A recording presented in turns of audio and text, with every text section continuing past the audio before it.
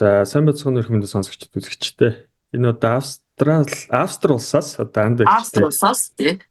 одоо холбогдож байна. Тэгээд үргэлжлүүлээд битээр гүний сэтгэл зүйн, Карл Юнгийн сэтгэл зүйн одоо олон гоё сэдвүүд байгаа. Тэр бүхний талаар үргэлжлүүлээд ярихаар болсон. За сайн мань алтанд байгчээ. Наасан байна уу өдрийн мэнд. Өдрийн мэндэ. Наа ч одоо өдөр болж байна, орой болж байна. 13 цаг 23 минут. Оо за. За гоё тухлаа суудсан биз дээ. Австралтай. Ер нь одоо хүний хөгжлийн сэтгэл зүй гэдэг их чухал салбар. Хүний хөгжилтэй холбоотой, бүтээл чанартай холбоотой зүйлс. Хүний сэтгэл зүйн талаас нь тайлбарлах юм бол бас маш сонирхолтой. Хүний сэтгэл зүй рүүгээ орох одоо гүнзгий нэвтэрч орох зам гэж ойлгож бас бол. Тэгэхээр эн чинь мэдээж бас л эрх мэдэл ба мэдлэгийн хоорондын оролцолтой. Хоорондоо ямар харилцаатай гэдэг юм бэ гэсэн сэдв рүү баялаа. Тэр сэдвэр нэг жоох ярих хэрэгтэй болно. Тэр гүний сэтгэл зүйн гүн рүү улам гүнзгий орохын тулд одоо бид тэр хүн амьдралдаа хэрэгжүүлээд яаж одоо өөрийнхөө сэтгэл зүйдээр тэр давуу талуудыг ашиглаж нээж илрүүлж өөрийнхөө ур чадвар, хувийнхаа хөгжлийг сайжруулах вэ гэсэн л үг шүү дээ, тий. Тэгэхээр өнөөдөр бол энийг хоёлаа Карл Юнгийн одоо боловсруулснаар Карл Юнгтэй их олон жил туслагчаар ажилласан Мари-Луиза фон Франц гэж алдартай сэтгэл зүйч эмэгтэйсэн тийм үү? Эрдэнэтэн судлаач. Тэгэхээр тэр үний бас бичсэнтэй холбогдуулаад хоёлаа тэр Абрахамтны шашинтны онцлогийг хоёлаа чухалчилж ярьж байгаа. Өнөөдөр тайлбарлаж өгнө. Өнөөдөр хүний хөгжлийн сэтгэл зүй ямар явж байна, тийм ээ? Эрх мэдэл ба мэдлийн хоорондын оролцолтыг бид нар юу яаж ойлгох ёстой вэ гэдэг дээр ялцчгүй л Абрахамтны сэтгэлгээний онцлогтой танилцах хэрэгтэй байна. Тэгэхээр Абрахамтны сэтгэлгээний онцлог гэхээр одоо энэ христийн шашинтай ард түмнүүд, исламын шашинтай ард түмнүүд за эдний боловсролын хүнийг хөгжүүлж байгаа хөтөлбөрүүд байгаа тий. Тий одоо хамгийн анх бол жүүдүүдээс гаралтай, еврейнүүдээс гаралтай тийм ээ. Анхны ертөнцийн үүслийн домгол гэхэд тийм. Тэгэхээр Абрахамтны шашин бол Библиэс ихтэй Абрахамтан гэхээр хүнд ойлгомжгүй санагдаад байвал зүгээр Библийн шинтэй хүмүүс гэдээ ярихад бас болно л доо. Тэгэхээр өнөөдрийн бидний монголчуудын хүртэл энэ university тэгээ их сургуулийн боловсрол 10 жилийн боловсрол гэдэг чинь бүгдээрээ л эзэнүүдээ зүйл толгой тусаас орж ирсэн тий. Англи, Америкаас орж ирсэн ийм боловсролын системүүд байгаа. Тэгэхээр энэ боловсролын системүүдийг хөгжлийн хөтөлбөрийг цаад яг тэр зохиосон хүмүүс нь яаж энийг бодож зохиож юунаас их авч хүний хөгжлийг одоо зохицуулж тайлбарлаваа гэдэг л ойлголт явж шүү дээ. Тэр үсэн чинь монголчууд дээр зөвхөн Абрахамтан гэлтгүй бид нар чинь тэр хүмүүсийн тэр соёл иргэншлийн хүмүүсийн хөгжлийн хөтөлбөрөөр өнөөдөр оршин тогтнож байгаа юм байна тий. Яг оноо.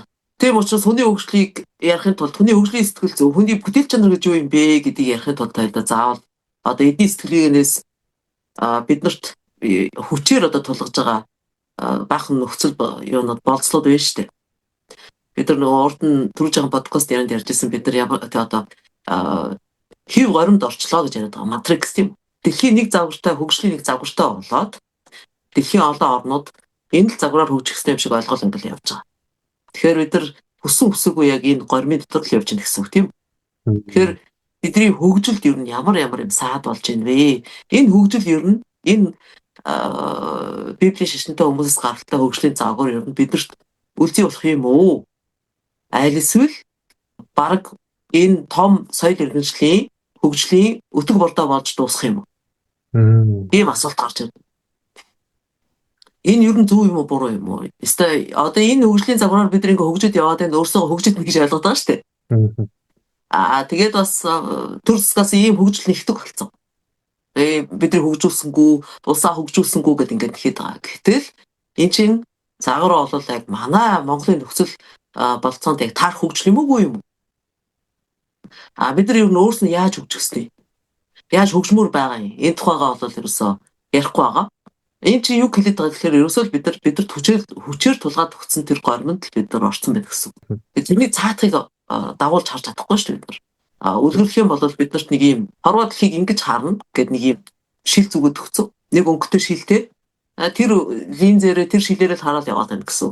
Түүхэн талаас аваад үзэх юм бол одоо Британууд энэтхгийг колончлсон тий. Дараа нь Манччин гүрнийг уналтанд нь бол бас нэлээд Англи, Францууд саадуулж исэн. Өнөөдөр 45 оноос дэлхийн 2 дугаар дайнаас хойш ардчлалын 2 дахь давлгаа, 3 дахь давлгаа гээд Африк улсууд, Зүүн өмнөд Азийн улсууд, за 3 дахь давлгаа гээд өнөөдөр Монгол бас орцсон явж байгаа тий. Тэгэхээр бүхэл дэлхий өөрөө энэ хөгжлийн хөтөлбөрөөр яваад байгаа. Тэгэхээр дэлхийн өнөөдрийн зохилж байгаа хөгжлийн хөтөлбөрийн л яг тэр амин сүнс нь юу вэ гэдэг зүйл юм байна л гэж ойлгоод байна. Зүйтэй. За Маш зүйтэй хэлж байна. Тэгэхээр энэ чинь өнөөдөр монголчуудын маань бид нэр энэ Кембриж гэж яриад байгаа тий. Хүүхдүүдэд Харвард сурахчихсан, Британий Оксфорд сурахчихсан гэд яваад байгаа. Энэ нь одоо сэтгэлгээ юунд сурах гээд байгаа вэ гэдэг зүйлэл одоо хамтдаа андаа ихчээс ухаж ойлгоцгоё сонсогчдоо. Тэгэхээр яагаад энэ тухай ярих болсон гэхээр Карл Юнг хэлээд идэг л доо. Альва арт түмний хил соёлын нэг хил соёлтой арт түмэн байна гэж үзэн шүү дээ, тийм үү? Тэгэхээр тэр арт түмний ертөнцийн үүслийн домог бол тэр тухайн арт түмнийхээ үр хойчийн цаашдын хөгжлийн хөтөлбөр болж явдаг гэдэг. За зүгээр энгийнээр ярих юм бол баг гипнозын одоо ийм ховсдох чанартай гэдэг. Тэгэхээр маш олон жишээ хэлж олон зүгээр эднэр бол ерөөсөө анх ертөнцийн ямар үүслийн домогтой байсан ер нь тэр хөтөлбөрөөр явж байгаа нь бол үнэн. Өнөөдөр хүртэл Карл Юнг бас нэг айхтар юм хэлсэн юу гэхээр өөр одоо зэрэгэлдээ байж байгаа сул дорой орнууд ард түмнүүд байна шүү дээ. Энэ хүмүүс бол ийм том соёл иргэншлүүдийн одоо Библийн шашинтнуудыг хэлж байна шүү дээ бид бол тийм үү? Ийм хүмүүсийн ертөнцийн үүслийн домгийг ерөөсөө тэгж өөрийнхөө сайн дураар хүлээж авдаг гэж байгаа байхгүй. Ерөөсөө өөрөө дуртайдаа сайхан гэж бодоод хүлээж авдаг юм биш ээ. Энэ чинь наандаж 2-3 мянган жилийн өмнө болсон явдлыг хоёул яриад шүү дээ тийм үү? Ямар ч хэлсэн энэ нийтийн тооллын өмнөх үеийг яриад байна. Нийтийн тоолч нь болохоор Иесус Христийн төрсөн өдрөөс эхлээд тоолж байгаа тийм үү? Григорийн Хуанли гэж нэрлэдэг тийм ээ. Тэгэхээр энийг Карл Юнг юу гэж үздэг вэ гэхээр цаг хугацааг юу гэж ойлгохыгоо одоо Библийн шашинтнууд ийм Григорийн Хуанли гэдэг юм зохиогоод яг Иесус Христос гэдэг одоо тэдний Бурхны элч гэж нэрлэдэг хүн байгаа шүү дээ. Тэр хүний мэдлсэн өдрөөс ингээд цаг тооллыг тоолоод авчлаа. Энэ цаг тооллоо мөн ертөнцийн үүслийн тухай домгоо өөр арт түмэнд тэр жижиг дорой хажууд нь байж байгаа зэрэгэлдээ хүмүүст бол цэвэр колончлолоор тулгаж оруулсан байдаг л гэж байгаа байхгүй. Тэгэхээр юу гэсэн үг гэхээр ер нь бусдын ертөнцийн үүслийн домгийг бид нар өөр юм шиг хүлээгээд авчна гэдэг бол колончлогдсон юм. Бусдын хөгжлийн загварыг өөрийн хөгжлийн загвартай андуурж явж байна гэдэг чинь колончлогдсон юм. Тэгэхээр бид нар яагаад энэ биднэрт үлзий болохгүй вэ гэдгийг үний сэтгэл зүгүүднээс нь ойлгохын тулд энэ л Библийн шашинтай хүмүүсийн сэтгэлгээний онцлогтой танилцах хэрэгтэй. Ямар сэтгэлгээтэй юм бэ гэдэг. Тэгэхэд үнсэн шинж байдаг л да. Тэгэхээр бид нар ер нь энэ хөгжлийн хөтөлбөрөөр яваад хаа хүрэх гээд байна тий. Яг тэгэхээр тэр философи нь одоо яг шууд хаанаас эхлэх вэ? Хаанаас эхэлж байлаа ярил зүгээр. Тэр сэтгэлгээний онцлог бол яг тэр ертөнцийн үүслийн домогтоо тусгалаа олсон байдаг. Би нөгөө хятад судлаар сурсан болохоор яг хятад судлалт бас Австри одоо Вений их сургуульд мастер сороод төгссөн шүү дээ. Тэр үед бол Германы хятад судлаач нарын зааж өгж байгаа юм маш хэрэгтэй юм юу исэн гэхээр энэ өрөнд орны гүн ухаан сэтгэлгээний ялгааг маш сайн зааж өгдөг. Яг юугаар ялгаатай юм бэ гэдэг. Тэгэхээр энэ бол зөвхөн Карл Юнгээс сураад авсан юм биш. Ер нь эндээс өмнө бол энэ талаар зузаан мэдлэг дэвсгэр байж исэн. За нэгдүгüрт нь энэ юмыг юм эсрэг тесрэг туйлтайгаар боддог хуваагдмал сэтгэлгээ гэж байна. Юмыг ойлгохдоо заавал ингээд хоёр өөр эсрэг юмны тэмцэл шиг ойлгодог. Хаар цагаан, сайн муу, салангат тустай юм шиг. Бурхан чөтгөр салангат тустай юм шиг. Тийм үү? Тэгэхээр энэ хоёр бол хоорондоо ерөөсөө тэмцэж явах хэрэгтэй юм шиг, ер нь тэмцэж байгаа юм шиг ертөнцийн үүсд хийж тайлбарладаг. Ер нь ертөнц бол сайн муугийн тэмцлээ гэж тайлбарладаг. Амьдрал ч гэсэн. Гэтэл нөгөө талд нөгөө ядад энтгийн сэтгэлгээ гэж байна шүү дээ. Бид нар ч бас өөрийн гэсэн ертөнцийн үүслийн номогтой хүмүүс байж байгаа. Тэр хүмүүс юу гэж үздэг вэхээр хоёр эсрэг тесрэг юмны нэгдлэг гэж үздэг амьдралыг. Жишээлх юм бол одоо хүн болгон йогаг сонирхол йогийн янз янзын йогийн дасгал хийгээл явж байна тийм үү. Гэтэл йога гэдэг чинь юу гэсэн үг юм бэ? Union гэсэн үг шүү. Нэгдэл гэсэн үг. Өөд. Union гэсэн утгатай үг санскритаар. Тэгэхээр тэр хүмүүс бол ерөөсөө өдөр шөнө хоёр бол ээлжилж идэг нэг юмний л хоёр тал. Байгаль дээр ир юм амтан бэж иж үр удмаа үлдээ нөхөө үрчин тийм. Тэгэхээр энэ хоёрын хоорондоо тэрслэх юм уу тэмцэх тийм чанартай гэж ойлгохгүй шүү дээ. Энэ хоёр чинь нийлжиж амьдрал бий болж байна гэж үзэж байна тийм үү. Тийм учраас юмыг ийм динамикаар нь ойлгодог бас нийлэгжүүлж ойлгодог. Альваг Тэр нь ойлгоод байна тий. нийлэгжүүлж бүхлээр нь одоо нөгөө холистик гэж бүрэн бүтнээр нь ойлгож байгаа гэсэн үг тийм. Тэгээд юм бүх юм хувирмхай чанартай гэдгийг бас их анзаардаг. Зөв нэг юм хөдөлгөөнгүй статик юм шиг ойлгодог байна шүү дээ. За энэ нь ингээ ерөөсөө барууныхны хувьд бол ингээ үр дагавар нь юу гэхээр хүн өөрийнхөө ингээ сүүдэр талаа ерөөсөө хувь хүнийхээ одоо төвшөнд гэх юм уу. Өөрийнхөө сүүдэр талыг олж харддаг гэдэг. Нийгэм соёлын хувьд одоо нөгөө олон нийтийн одоо ухамсар гэж үзэх юм бол бас их тийм гэдэг. Өөрөө өөрсдийнхөө сайн одоо муу талыг ерөөсөө олж хардаггүй, зөрөгтэй шөмжилдөггүй. Өөрийнхөө одоо ихсэлж харахгүй байгаа, хүлэн зөвшөөрөхгүй байгаа тэр сүүдэр муу талуудаа хоёр янзаар гадагшаа тусгадаг. Нэг нь болохоор орон зайны хувьд хажуу хурш орнуудад одоо жишээлх юм бол зүгээр хамгийн наазахын жишээ ихэд л 10-ны хэвлэл мэдээлэл хичнээн жил Ираныг муулж байна. Хичнээн жил Оросыг чөтгөр шуламшиг бодгож ярьж байна тийм ээ. Путин шиг чөтгөрийн нурууд байхгүй юм шиг л ярьдаг тийм үү. Гэтэл би бол Путин ч хүн биш. Би ерөөсөө ямар ч улс төрийн эрхтэн дарахтныг хүндэлдэг тий одоо энэ л одоо сайн удирдагч юм байна гэж боддог тийм хүн биш. Үнэхээр энийг чаддаггүй. Зүгээр энэ Путинийг муулаад гэдэг Австри хүмүүст би юу гэж хэлдэг вэ гэхээр Трамп ч тэгээд Путинээс юугаараа илүү юм. Джо Байден ч Трампаас юугаараа илүү. Хинээс Путинээс юугаараа илүү. Энэ ер нь ороод дэлхий дээр ер нь Путинээс одоо юугаараа илүүтэй тийм улс төрч яг байгаан та нарыг хэлээд өгдөг гэдэг. Инхээр гайхаад байдаг байхгүй. Энэ бол орон зайны хувьд ингээд хажууд хүмүүстэй хөрс зэрэгэлдээ орнуудаа эрх мэдлийн өрсөлдөөнтэй уралдаж байгаа дэлхийн их том хүчин гэсэн орнууд руугаа ингээд тусгачж байна тийм ээ. Цаг хугацааны хувьд бас тусгадаг тэр нь юу гэхээр одоо нөгөө эртний одоо Ром ингээ ялзраад унсан гэж ярьдаг тийм үү. Тэр ялзрах одоо үжирж илжирэх соёл иргэншлийн тэр муухай чанар нь шүү дээ.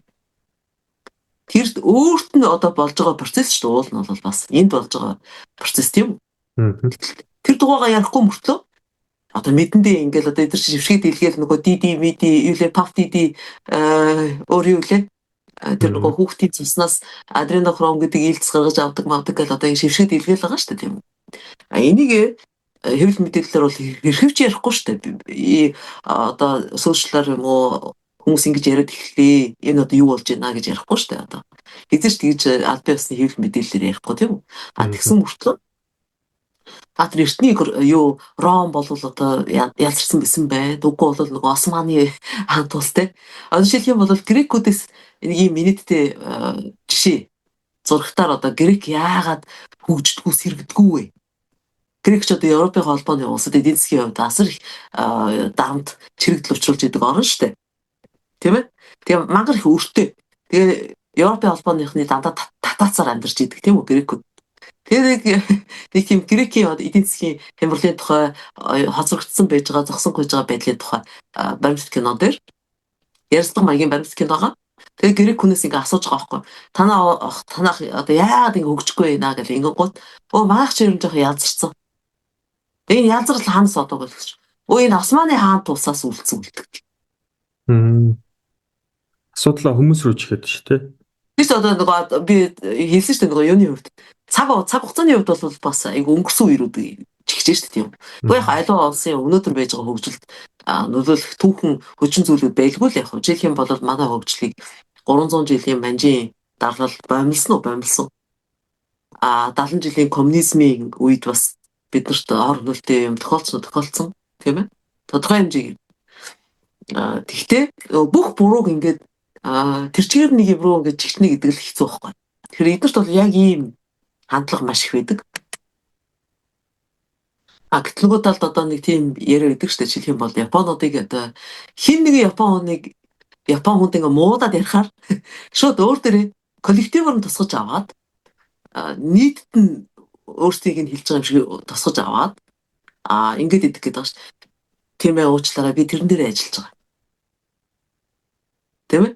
Бүр өөр дөр хүлээж авч байгаа гэсэн үг шүү. Бүр хувь хүн дээр. Би одоо нэг юу лээ нөгөө нэг өхрийн ивэр дөрөх юм бол 1000 өхрийн ивэр дөргөн гэдэг шиг. Танай Японд ийм асуудал гараад байна ч тийм үгүй бол миний Япон хамтрагч ингэсэн ийм алдаа гаргасан ийм төв их учруулж байгаа гэл ингэнгууд уучлаарай би мэдж байгаа би тэрэн дээр ажиллаж байгаа гэдэг. Хүний өмнөөс шүү. Өөр нэг Япон хүний өмнөөс тийм ээ. Үгүй бол олон нийтийнхээ өмнөөс ингээ уучлахгүй. Тэгчээд амжилтыг магтаад өөрийнх нь хийж байгаа чадварыг ингээд юм хийж байгаа чадварыг магтаад мэдлэгийг магтаад үнэлээд магтах юм бол яадаг вэ гэхээр энэ миний амжилт бол биш ээ. Хамт ажиллаж байгаа хүмүүс юм аа юу? Чадвар. Чөт юм уу те? Манай гэр бүлийнхэн сах хүмүүс гэдэг учраас гэр бүлийнхаа буйнаар иймэрхүү юм хийгээ явж байгаа ч юм уу. Ийм дараахан гэж байгаа байхгүй. Гэтэл тэр өөрийнхөө сүдэр талыг харахгүй байна гэдэг чинь асар аюултай. Тэгэхээр энэ чинь хувь хүний төвшин дээр байж идэг байх нь байна. Бүгд бүтэн олон нийтийн ухамсар, тэгээ олон нийтийн дард ухамсар гэдэг дээр бас байж идэг байх нь шүү дээ. Хоёр тал зэрэг юм яваад шүү дээ, параллел юмнууд тийм ээ. Тэгээ олон нийтийн дард ухамсар дээр тэр нийгмийн одоо үнд зүйл итгэл үнэмшилж гэдэг юм уу болж тогтцсон байж ижил хувиндээ нөлөөлөх байх л та тий. Одоо тэр тухайд бол бас ачаангой жишээ олгохоор тийм үлгэр бас хэлж өгч болно. Гэхдээ хоёлаа эхлээд нөгөө сэтгэлгээний онцлогоо эхлээд ярьчихж хагаад авчгаа хоёлаа тэрийг хоорондоо солилцож ярьчаад тэгж жагаад нэг жишээ болохоор үлгэр хэлж болох юм. Тэгэнгუთ одоо өнөөдрийн сэтгэлгээний онцлогоос нь шалтгаалаад боловсролын систем, хөгжлийн хөтөлбөр гэдэг зүйл нь гараад ирсэн байж байгаа тий. Тэгэхээр энэ нь яг ерөнхий сэтгэлгээний онцлог тэр философууд нь гал үслийн философууд нь тийм байна. Одоо болохоор хөгжлийн хөтөлбөрийг ер нь хүнийг хэн болгоно гэж энэ хүмүүс хараад байгаа. Эсвэл хаан болгоно гэдэг байгаа юм уу? Өөр хэд хэдэн онцлог байгаа шүү дээ тийм үү? Жишээлх юм бол хоёрдугаарт нь ингээд сэтгэл зүйд угаасаа хүнийг экстраверт, интроверт гэж хаваадаг, гадагшаа дотгошоо. Тэгэхээр эдний соёл бол библийн шашинтныхны соёл яг хаа арабуудыг бол тусна авч үзэх хэрэгтэй лалын шашинтай хүмүүсийг. Тэднээс бусд нь одоо еврейнүүд юунууд гэсэн үг шүү дээ. Загалмаатны шашинтныхан гэсэн үг тийм үү? Энэ хүмүүсийн ерөнхий хандлага нь бол ер нь хэдэн зуун жилд дандаа ийм гадагшаа хүмүүсийн хөгжлийг их одоо зүйтэй гэж үзэж ирсэн байна. Хүн чи янз янз байгаа шүү дээ. Дотгошооч гэж болно, гадагшаач гэж болно. Гэтэл гадагшаа зан араншинтай тийм онцлог бүхий хүмүүсийг их одоо юу гэдгийг өргөмжилж их дэмжиж хөгүүлэн дэмжиж ийсэн. Тэдний онцлог юу гэдэг вэ гэхээр ерөөсөн цэвэр юм гадаад ертөнцтэй энерги харилцаатай холбоотой гэдэг. Хүн яагаад төрөлхийн гадагшаа гэдэг үгүй бол яагаад дотгошоо гэдэг бол тэр цэвэр эрчим хүчтэй холбоотой гэдэг байгаа байхгүй. Гадагшаа хүмүүс бол тэр гадаа байж байгаа орчин руу өвсөрч дайрж иж амьдарч идэг, тэндээс их эрчим хүч авдаг. Гэтэл дотгошоо хүмүүс болохоор гадаад орчинд байж байгаа юмс үзэгдэл хүмүүс одоо юу гэдэг юм тийм үү? Бүх юм өөрөө дайраад байгаа юм шиг, эрчим хүч ингээ алдах гээд байгаа юм шиг ийм мэдрэмжтэй хүмүүс гэдэг байгаа байхгүй. Тэгэхээр энэ хоёр чинь хоёул өөр. Гадагшаа хүмүүс бол хийл ярианы хөгжил асар сайн. Одоо манайхаар бол нөгөө амцар үг бол амны фигүртэй гэж байна шүү дээ тийм үү? Гой хөгөө шуу шиг донгтдог сайхан ярьдаг тий. Уран мэрэгэн тэргүй ярьдаг тийм хүмүүс. Тэгэхээр чинь баруунд бол мэдээж ингээл бодоод үз. Асар амжилттай явж байгаа хүмүүс нь голцоо энэ хилээрэнийхээ хүчээр явж байгаа хүмүүс идэг. Улс төрчнөр байна, сэтгүүлчнэр байна, өөр хуульчнар биш. Тэр хууль эрх зүйн хүчээс баабайгуу мэдчихэж тэр чинь хэдэн тал руу хаашаа бол хаашаа эргүүлж ярьж ийж тийм ээ? Хуулийн залтыг хаашаа бол хаашаа тэгж тайлбарлаж ярьж ийж идэрч байгаа өмгөөлөгч хүмүүс чинь шүүхийн заргыг хожиж байгаа шүү дээ, ялж байгаа шүү дээ тийм. Ямар нэгэн заргад шүүхт одоо заргад оролцлоо гэхэд өмгөөлөгч одоо тэгж иж хил ярианыхаа чадвараар л ялж гарч ирнэ тийм. Тэр эдгээр чи асар их орлоготой амьдарч байгаа гэдэг нь бол үнэн бохгүй. Хэлэрний хөгжил маш нөгөө дотгошоо хүмүүсийг болохоор сул дорой гэж үздэг. Энийг бол бүр ийм одоо юу гэдэг бараг л хөгжлийн бэрхшээлтэй. Одоо сүүлийн үед одоо хүүхдүүдийг аягүй их атеизмтай гэл ингээл тийм. Бас нөгөө төлөөр бас бид нар тэрэн дээр эргэлзэж явах хэрэгтэй байхгүй. Хүүхдээ ингээл ийм яаран ийм аутист гэсэн тийм спектрал аутизм мэдрэж нэрлэдэг даа штэ. Ийм онш гаргаал ирэнгууд эцэг их бол асар их яаж санаа зовж байгаа. Гэтэл тэр хүүхд зүгээр ердийн л байдаг тийм дотгошоо хөтөж болно штэ. Гэтэл нөгөө ээж аав нь сандралстай яана хөгжлийн бэрхшээлтэй гэл хүүхдээ хөгжүүлэн гэл ингэчихэж байгаа байхгүй. Тэр Юнгийн тэр нэг маш авууштай өнөөдөр амьдралд нэлээд хамаатай болж ирж байгаа асуудлыг л тэр үед л бас хүндж ярьж исэн юм л да. Гэтэл дотгошоо хүмүүс ч хэдий нөгөө гадагшаа чанарыг дандаа өргөмжилж тэрийг илүүтэйгээр үнэлж идэг ийм нийгэм соёлд хэдий дороод ордог боловч энэ нөхдүүд чинь хамгийн гайхамшигтай бүтээл үлдээдэг л гэдэг. Түрүүжийн подкаст бидэрт ярьжсэн тий. Ярьжсэн байл тий. Шопенгауэр тэр Фридрих Ницше гэх нөхөр байна. Бүгд тэр Иммануэл Кант гэх нөхөр байна. Тэр зураач нараас одоо бас нөгөө хэн биш. Ван Гог гэх гэл тий. Гайхамшигтай хүмүүс. Бид нар чинь дотгошоо хүмүүс. Еврейн дотгошоо хүмүүсээ ингээ гадуурхаад юу ч хийлэгдэггүй бол тэгээд энэ чинь бидний хувьд бол соёл иргэншлийн хувьд бол асар том гарц тохирол болох байхгүй. Тэрийг их оновчтой харж хэлсэн байна. За 3 дугаарт нь энэтэй бас их төстэй. Бурхныг ариун дагшныг гаднаас хайдаг. Өөрийнх нь дотроос биш. Тэгэхээр одоо тэр зохион байгуулалтаа шашинд байдаг тэр шууд мэдэгддэг тийм үү? Ямар нэгэн сект болж хуваагдаад эдгээр чи их олон сект болж хуваагдсан шүү дээ. Тэгэл сүм хийд байгуулдаг. Тэд бурхан шигшин байна гэж ойлгодог. Сүмд байна гэж ойлгодог. Ламд байна гэж ойлгодог. Лам бурханы үгийг бид нар дамжуулж хэлээд байгаа. Тийм. Дандаа гадна хийж шүү дээ. Гэтэл дорны ард түмний бас нэг онцлог бол бас тэр ариун дагшин тэнгэрлэг бурханлаг талаа бол бас дотроос хайдагтай бас юм байдаг.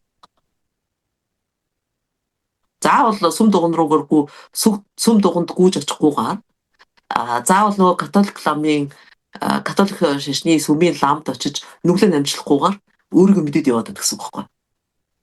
Тийм. Энд бас мэдэгдэхүйц ялгаа байгаа зү. Дөрөвдүгээрт нь хүн төвтэй гэлдэг.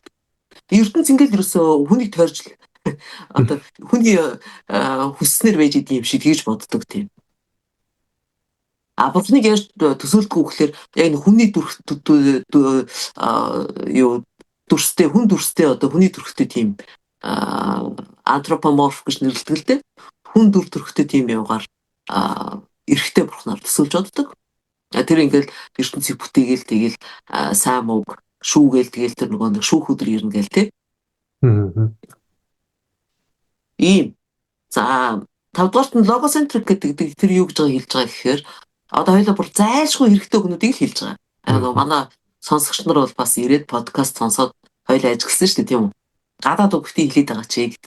Яг энэ гүн ухааны холбогдлолтой домог зүйтэй холбогдлолтой тэгээ сэтгэл зүйтэй холбогдлолтой бүр зайлшгүй хэрэгтэй үг томьёо нэр томьёод гарч иж байгаа нөхцөлд хоёлаа бас дурдаад явахд илүүдэхгүй гэж одоо бодоод байгаа шүү дээ. Тийм ээ. Тий.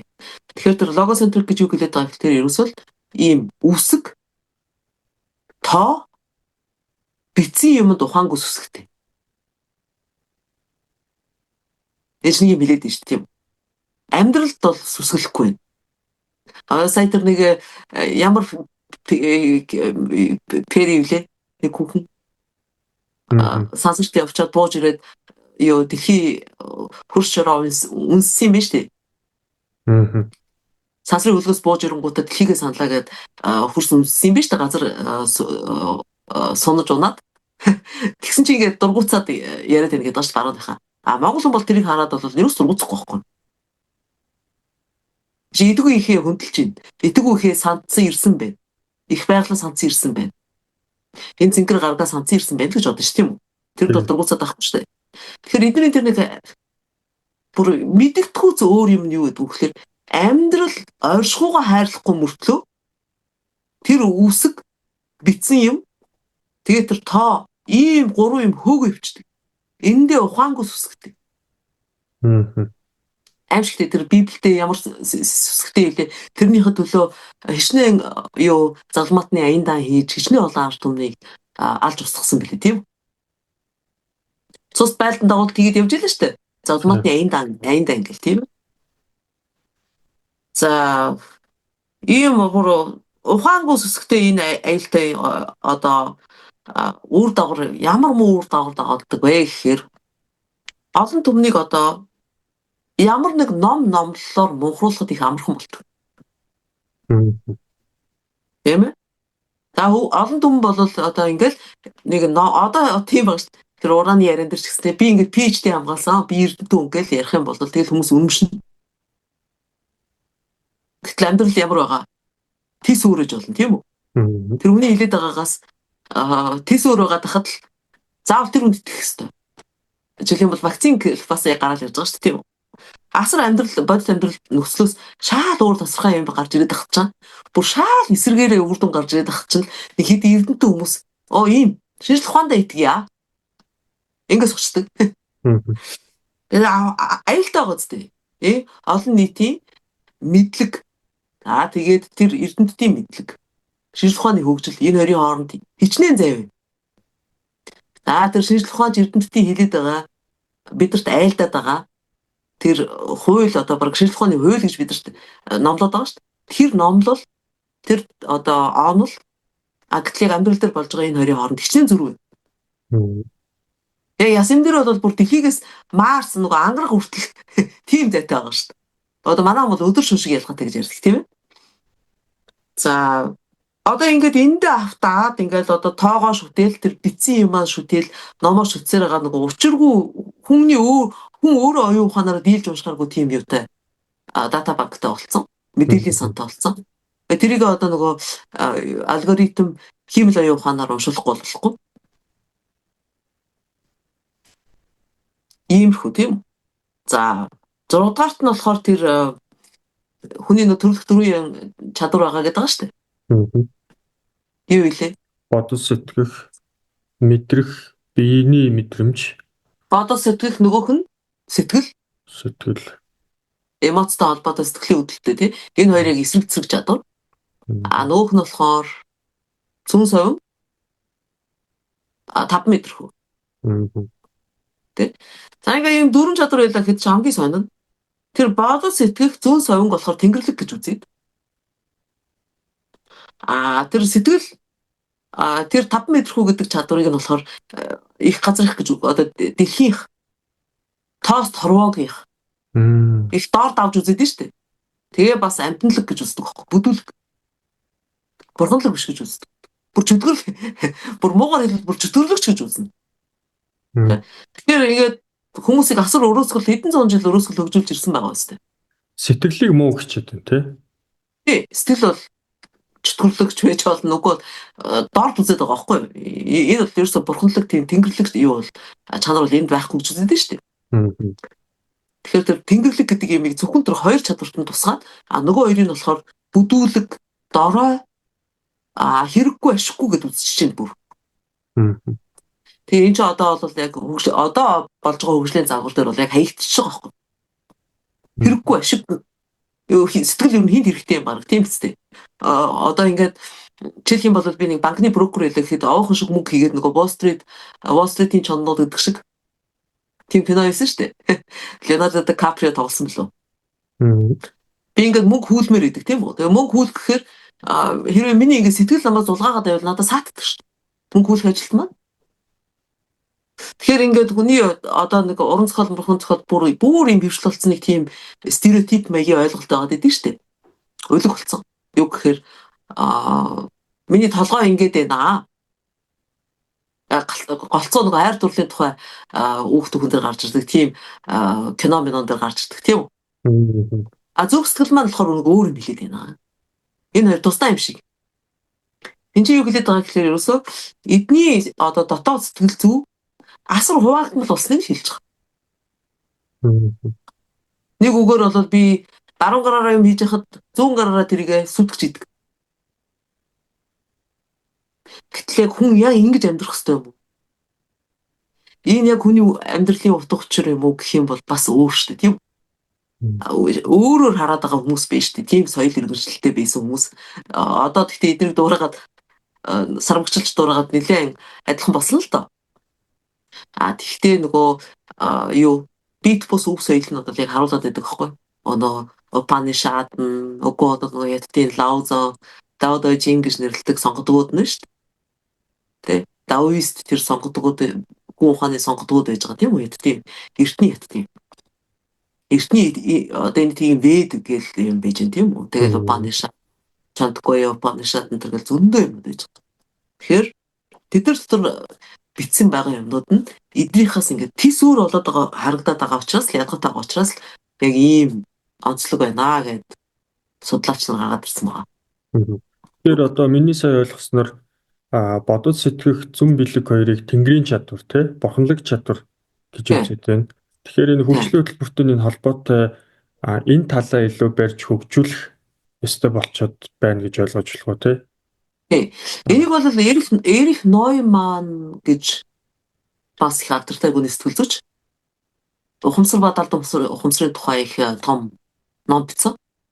Итэггүй ихийн тухай бас ном бичсэн. Great Mother гэдэг ном их алдартай. Итэггүй их гэсэн үг л дээ. Тэр номдоо юу гэж үзэж байгаа нөхөрлөд ерөөсөө ингээд ийм нэг бурхантай номын шишин гарч ирэх үеэс төмрийн үе гэсэн үг. Одоо нөгөө нийгмийн зохион байгуулалт, эдийн засгийн зохион байгуулалт, нийгмийн анги давхаргын ялгаач нь асар тод болоод ирлээ шүү дээ. Тийм ээ? Ингэн гот эцгийн эрхт ёс хэтэрхий дамгаалаад тэгээ нөгөө хуучин ихийн эрхт ёсонд байсан юмнуудыг ингээд булгаад авцсан юм байна. Гэж юу гэсэн үг гэхээр нөгөө анчин гөрөөчн байсан эртний хүмүүсийн одоо итгүй ихтэй шүтдэг, итгүй ихийгээ шүтдэг, их байгальдаа шүтдэг, байгалийн сүр жавхлангаас айдаг имэдэг тийм байлаа шүү дээ. Юмыг ядаж гуугаад авдаг гэдэг тийм үү? Үгүй. Тэр ерөөсөө үгүйсгээд дорд гэж үзээд энд бол бурханлаг тэнгэрлэг юм юу ч байхгүй гэж үзэж шүү дээ. Ер нь газар дэлхийн юм дээр. Байгалагч тэгж үзэж чинь, дорд үзэж чинь. Тэгээд нөгөө талд юуг бурханлагаа үзэж чинь. Цэвэр нөгөө өөрийнхөө сэтгэл зүгээс гаргаж ирсэн mind гэдэг нэг инээд тийм баг шүү дээ. Ведистүүд mind-ийг юу гэж хүний оюун ухааны юутай зөвлөлдөг үлээ? Сармагчтай зөвлөлт. Тэр сармагчгийн гаргаж ирсэн тэр үсэг битсэн юм тоо гэдэг юм руу хөвгөвчж байгаа байхгүй. Тэрийг тэнгэрлэг гэж үзэж байна. Гаднаас бурхан хайж байна. Гадны хөгжлөө хөөчж байна тийм ээ. За өөр нэг юм би 7-т нэг юм бол хуучин юм өгөөсгөж шинээр юм гаргаж ирдэг. Хувьсгалч чанар гэж үздэг. Энийг нөгөө талд дорны ард түмэн бол тийм хувьсгалч чанар гэдэг хар юм байхгүй. Энэ шашин ном нь яг л тэгж явж ирсэн гэдэг байгаа шүү дээ. Бүгд бүтнээрээ ерөөс. Тэр хуучин юмнуудаа ерөөсөө хаалж устгаж өгөөсгээгүй. Тэгээ нэг юм ургал маягийн тогтолцоо байдаг. Тэрийг нийлэгжүүлдэг гэж угаасаа сэтгэлгээг нь ингээ юмыг надад нийлэгжүүлж явж идэг гэж үздэг. Тэгэхээр энэ хүмүүст бол яг хуу нэг сони юм нь эрчим хүчний хувьд ийм маш ийм одоо их тесрэмтгий чанар Европынхнаас хамаагүй бага гэдэг байгаа. Эрчим хүчний хувьд. Тэгсэн мөртлөө эднээс нэг авууштай юм нь болохоор тэр толгой зүрх хоёрын дундах хуваагдал гэдэг ахаар юм бол бас харцангуй асар бага гэдэг. Илүү давуу тал.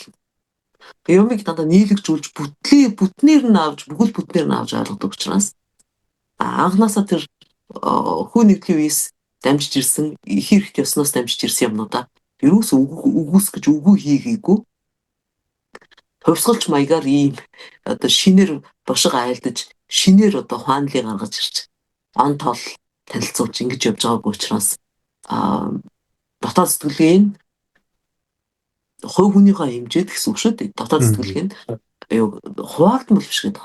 Тэгэхээр яг тэрний юун дээр харагддаг гэхээр ингээд хоёр юм ингээд Япон унд ч юм уу ядад унд ч юм уу хоёр өөр юм ингээ өгөөд энэ хоёрын алийн сонгол гэх юм бол аль аль нь л аавна гэнэ. Тийм үү? Гэтэл юу баруунд бол ерөөсөө хоёр юмны нэгийг л сонгож авах хэрэгтэй юм шиг тийм хатуу горимтой их явцсан байгаа сте. Тэгээ хүмүүс нь тэрнээ бүр дассан учраас хоёр юмны аль нэгийг сонгоод гэх юм бол үгүй би яг хоёр юмны аль нэгийг сонгох хэрэгтэй. Хоёулаа надад хэрэгтэй гэж хэлэх юм байхгүй. Тэгж асууж мэддгүү гэдэг байгаа байхгүй. Энд яг олон зуун жил ингээ үе дамжаад ингээ яатсан ба штэ. Уламжлаад явцсан. Сэтгэлгээ бэ шүү дээ тийм.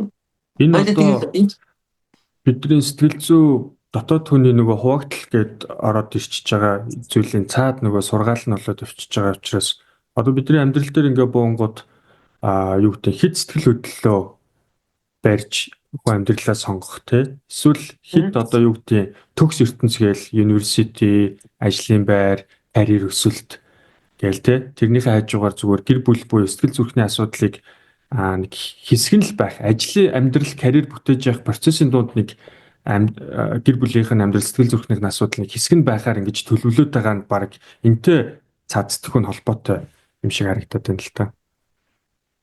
Тэгэхдээ энэ ч нөгөө эргээд тэр эрх мэдэлд асар хэрэгтэй багж зэвсэг болсон. Олон түмнийг мунхруулж, хуваагдмал байдалтай байлгаж, даралж мүлжиж явахт их амар. Элэг барьж явахт их амар.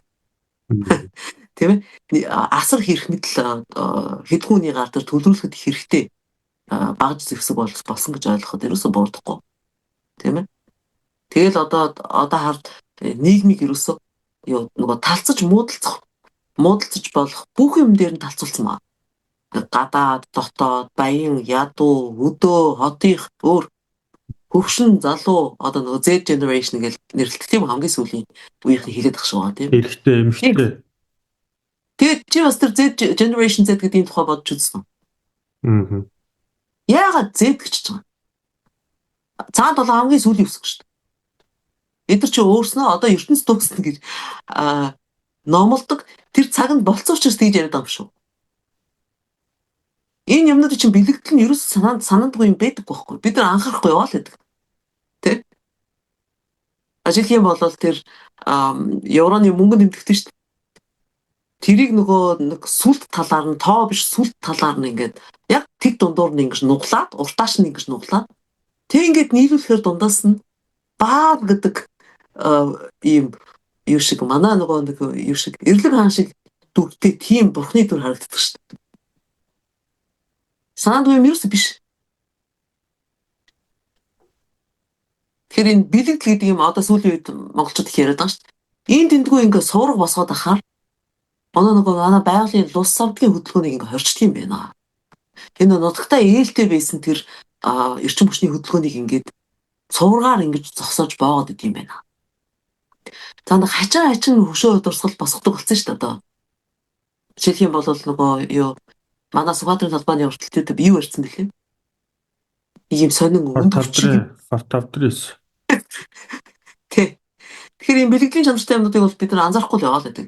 Тэр сүүлийн үеийг хүртэл тэгж нэрлээд байгаа нэг сонин байгаа байхгүй. Тэр чинь цаанд л хамгийн сүүлчийн үсгч тэр сүүлийн үеийг гэдэг шүү дээ одоо. Тэрээс хойш дахиад үүрэг хойж байхгүй юм. Тийм ээ. Эдгээр ч бол өөрснөө тэр хиймэл оюун ухааны хөгжүүлээд сайборг болох гэдэг ажиллаад байна шүү дээ бүр. Нөгөө Elon Musk нь Марс руу явна гэл улаараа л нөгөө сансрын хөлгөө хийгээл тэ. Инхээр төлөвлөгөө нь бас нэг тиймэрхүү санагдаад байгаа юм. Тэгэхээр ерөөсөө тэр Карл Юнг хэлээд байгаа чинь аюултай байхгүй. Энэ ертөнцийн үсгийн домог гэдэг чинь хөгжлийн хөтөлбөр юм шүү гэдэг байгаа шүү дээ. Тэгэхээр эргээгээд эдний хөгжлийн замлыг эргээгээ харахаар яг тэр хөтөлбөртөө хөнж явж ирсэн байгаа байхгүй. Тэр нэг юу. За өөр нэг юм бас хэлэх хэрэгтэй. 8 дугаарт нь 8 дугаарт биш 7 дугаарт нь гэж би бодож байна. Өвөг дээдсийнхээ сүнс султ гэж мэддэг. Энэ ч бол бидний нөгөө бурханлаг тэнгэрлэг гэдэг юм асар холбоотой байдаг байхгүй.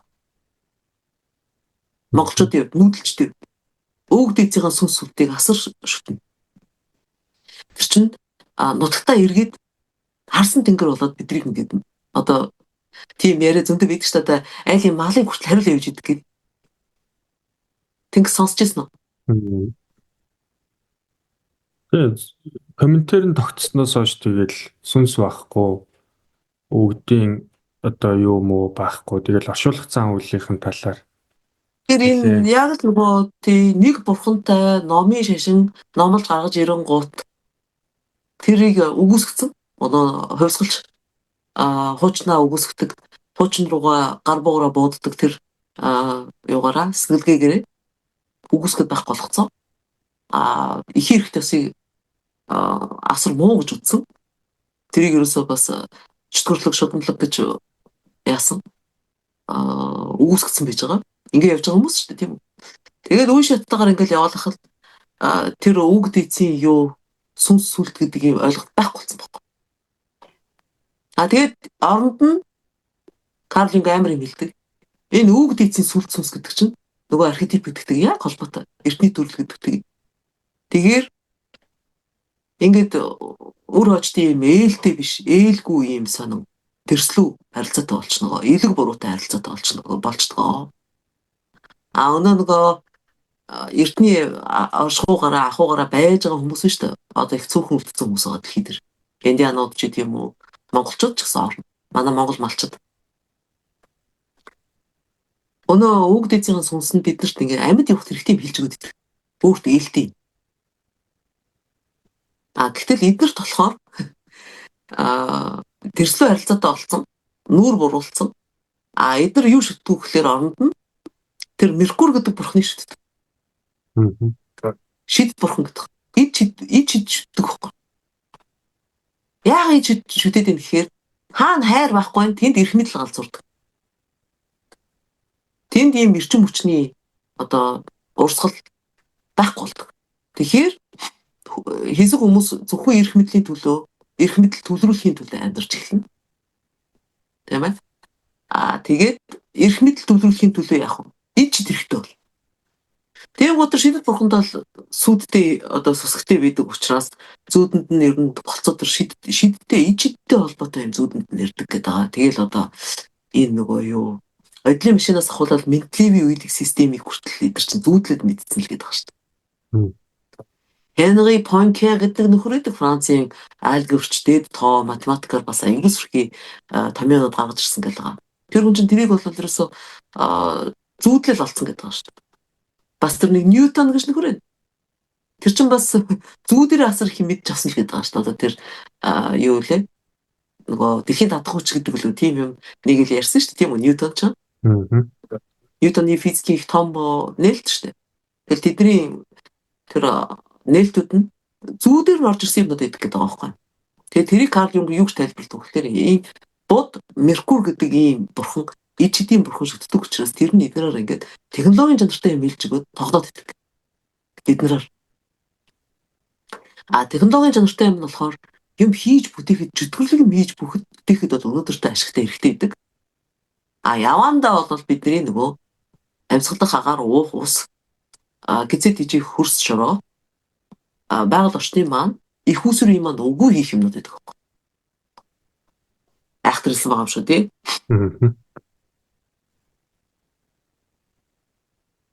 Тэгээ одоо шин цаг ирж байгаа гэж хүмүүс ярьдаг. Энэ дээр бас нэг сонирхолтой юм. Энэ бод юг нарыг тойрч байгаа хамгийн түрүүний гараг. Одоо удахгүй нар залгина гэдэг байгаа шүү дээ. Энэ бодыг байхгүй болох гараг. Тэнгис тэр тухай дуулчихсан уу? Одоо түрүү хоёлоо подкастнда буруу хэлсэн байлээ шүү дээ. Би бас ягаад андуураад хумхын орон гээд чи бас засч өгдгөө нэрээ. Тэгээ бомби орон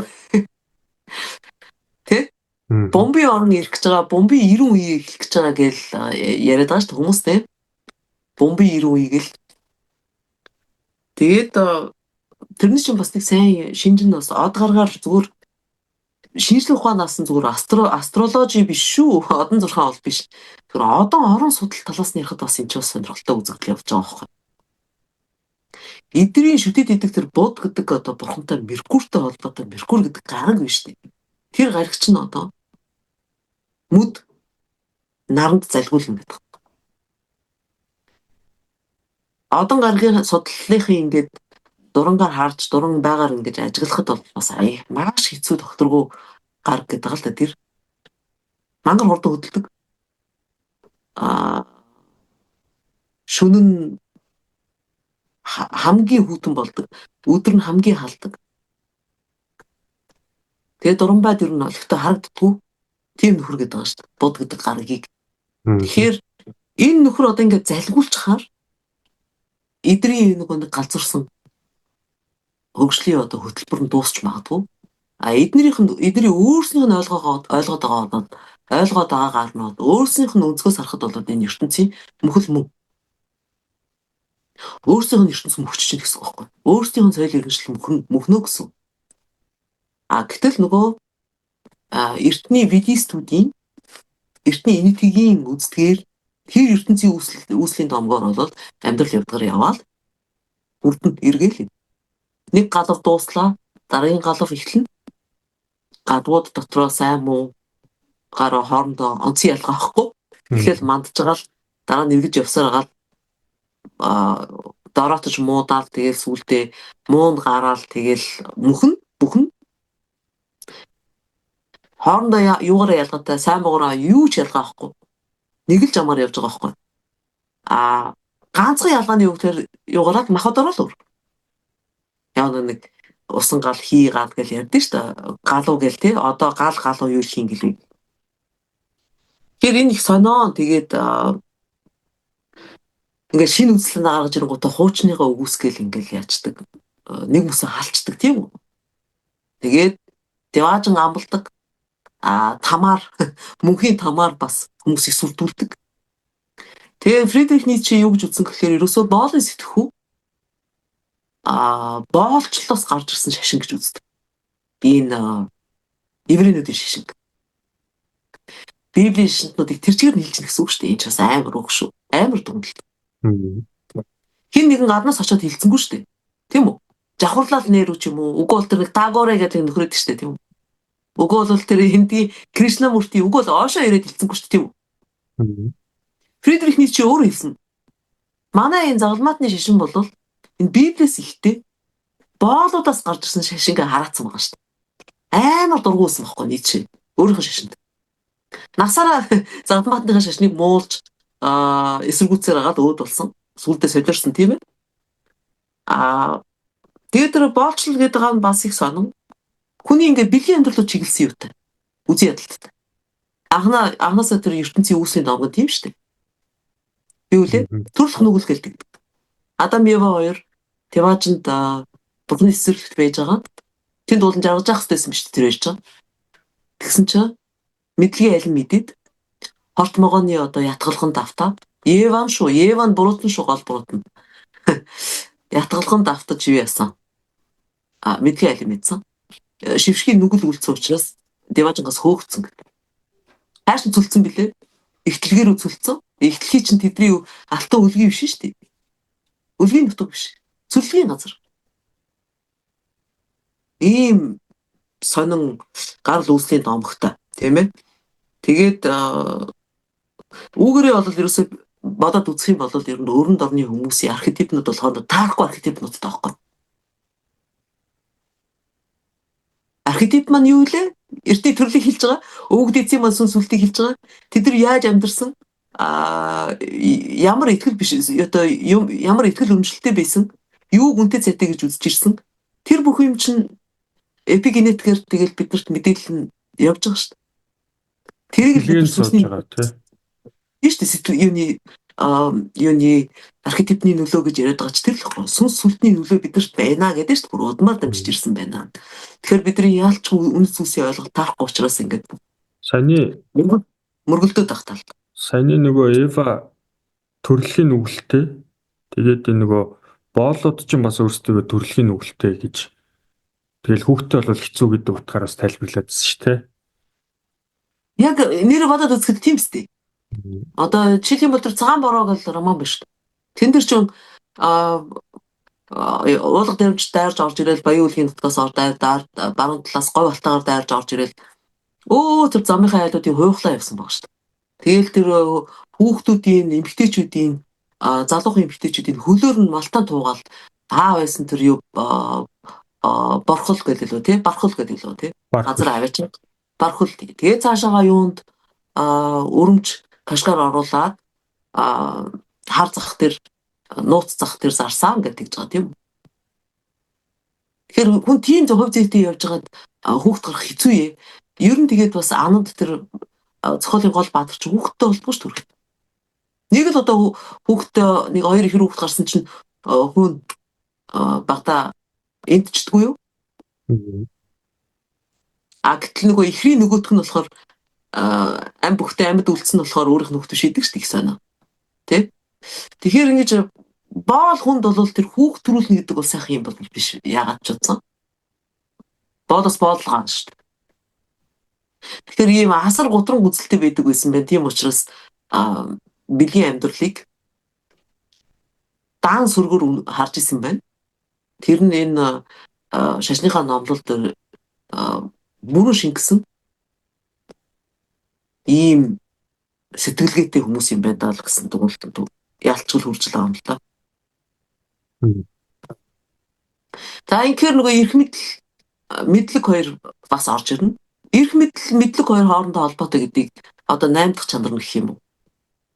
Эдний библийн шашинтнуудын хоорондоо оролцолтойтой гэдгийг нуугаад олон зуун жил нууж халахвчилж ирсэн гэдэг. Тэгсэн мөртлөө эрх мэдлийг батжуулах эрх мэдлэлт ашигтай мэдлэг ба штэ. Тэрийг асар их олшруулж тараадаг. Тэг хүмүүст эзэмшгэд их амар хялбар болгож өгдөг. Сонирм нь. Гэтэл ядад судлаач нар барууны ядад судлаач нар шүү дээ бүр нэртэй ядад судлаач нар хэлээд байгаа байхгүй.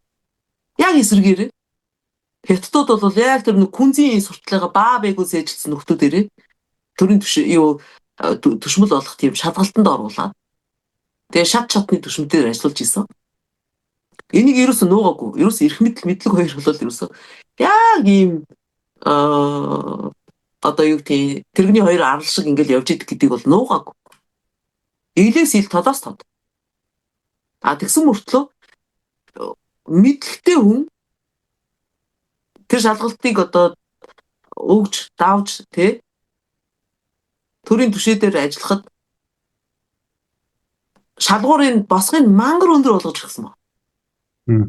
Тэгээ бичиг үснээсээ хүртэл илүү идэг. Тэр нь хаанз үзэх гэж ажин юм шүү дээ. Хаанз хятадны хаанз бичиг сурна гэдэг чинь аимшигтэй. Бид нар чинь бүр 4-5 настайгаас л эхэлдэг. Бүр хаар нялхаас. Одоо хятад хүүхдүүд ч ерөөсөө тийм яриа байдаг ш тэнгис мэдэх үү. Шөнө нэг 4 цаг удаа тийм үү? 5 цаг удаа тийм үү? Тий. Өсөлтөөнтэй гээл те. Насаараа тийм байдаг байгаа шүү дээ. Тэгэхгүй бол угаас тэр ханзыг чинь суурна гэж байгаа байхгүй. Ханз сураад дээрэс нь бичгийн хэл нь эртний хэлнтээс өөр. Орчин үеийн хэлнтээс өөр.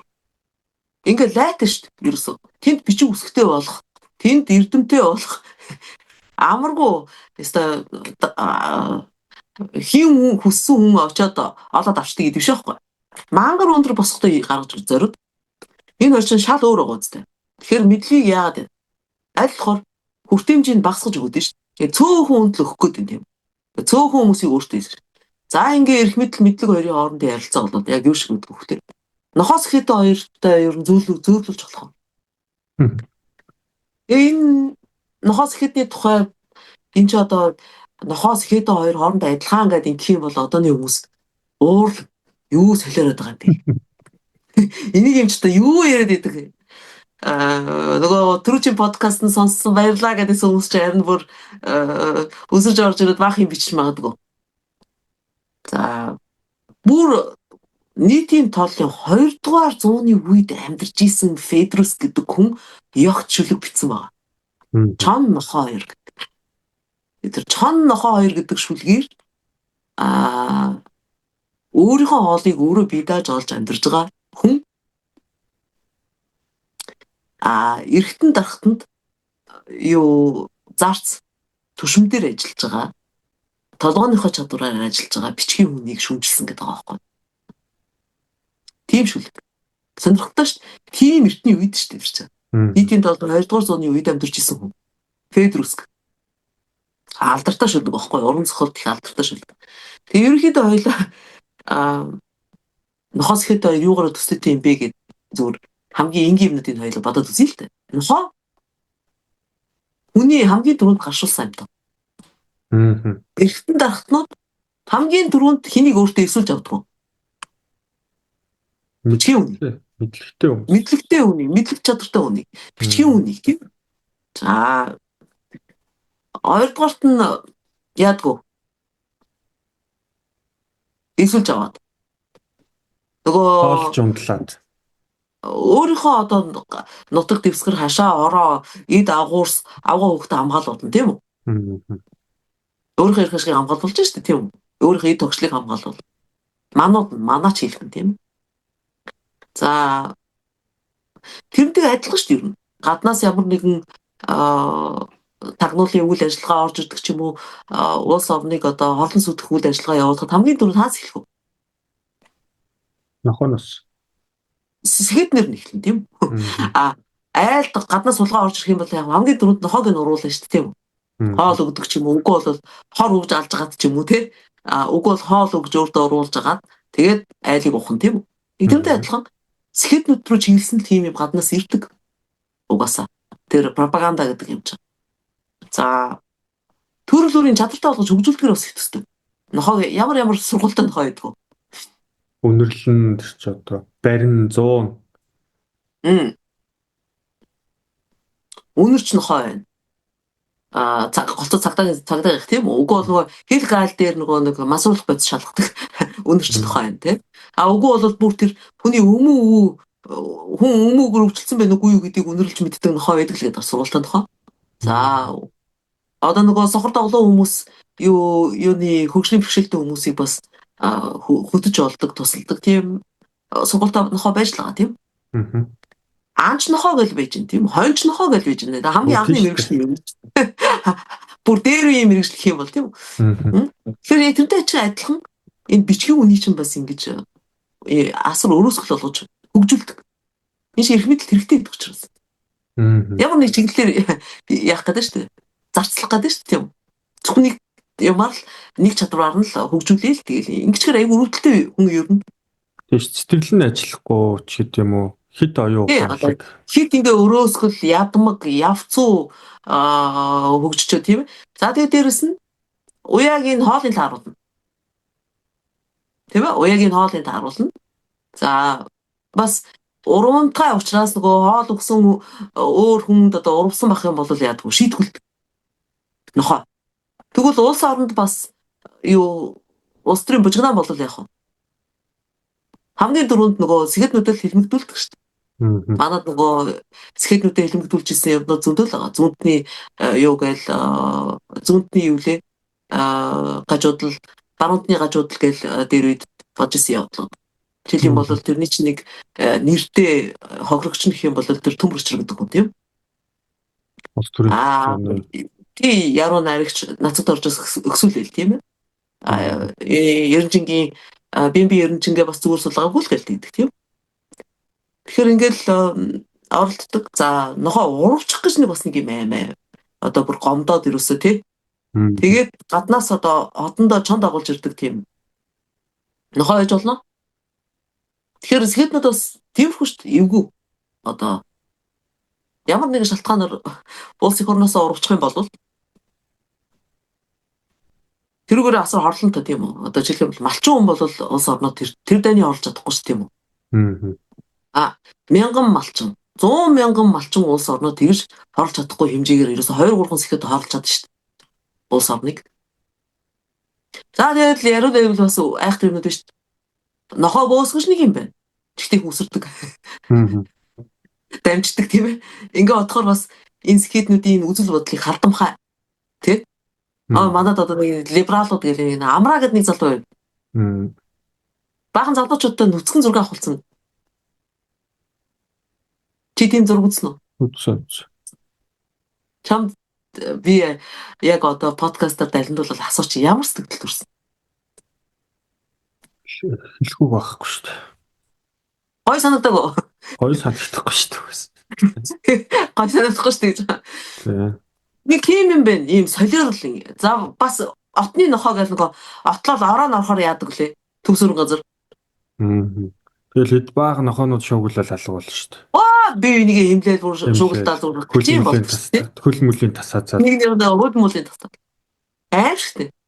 Тэгэхээр тэр Чон нохоо гэдэг шүлгээр бол яг нэг ийм бичгийн хүн эхлээд бол дээр үед бол бичиг номын хүн байж л дээ тийм үү. Тэгэл явандаа эрдэмтэн болж тэгжсэн төшмөд болж тийм ээ тэгжсэн хувираад байгаа штэ. Нөгөө оюуны хөгжлөд агаад ингээд тий. Одоо бол сэхэт ингэж ярьж болохоор. Одоо бол ихтэй сургуулийн нөгөө эрдэмтэн судлаач нар өнөөдөр ч юм инфлюенсерүүд болсон шүү дээ. Тий, инженерүүд, инфлюенсерүүд гэдэг тийм.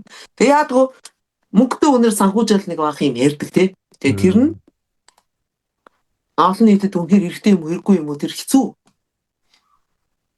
Алсаараа одоо тэр чинь мэдхэд хугацаа орно шүү дээ. Үнээр хэрэгтэй юм хэрэггүй юм уу тийм ээ? Орнолтой юм уу гэдэг мэдхэд хугацаа орно шүү дээ. Тэгэхээр улс орныг бол өргөөд аваад явахаар чадал мэдээж мэдлэгтэй чадвартай хүмүүс байж байгаа. Өөрийнхөө улсыг сүйтгэх чадвар мэдлэгтэй хүмүүс байж байгаа. Тэр ийм хүмүүст уул нь бол яг энэ талын хүний хөгжлийн боловсрол хэрэгтэй байна. Тэ? Миний үнэ зүйлсийн ойлголт юу вэ? Үүгээр Карл Юнгийн гүний сэтгэл зүй залуу хүмүүст хэрэгтэй байхгүй. Тийм ээ? Тэгвэл тэр анхныхаа тэгэнгүүт одоо сэхэтнүүдийн чинь их сургуулиудаар бэлдэж байгаа шүү дээ системтэйгээр. Тий санхүүжил.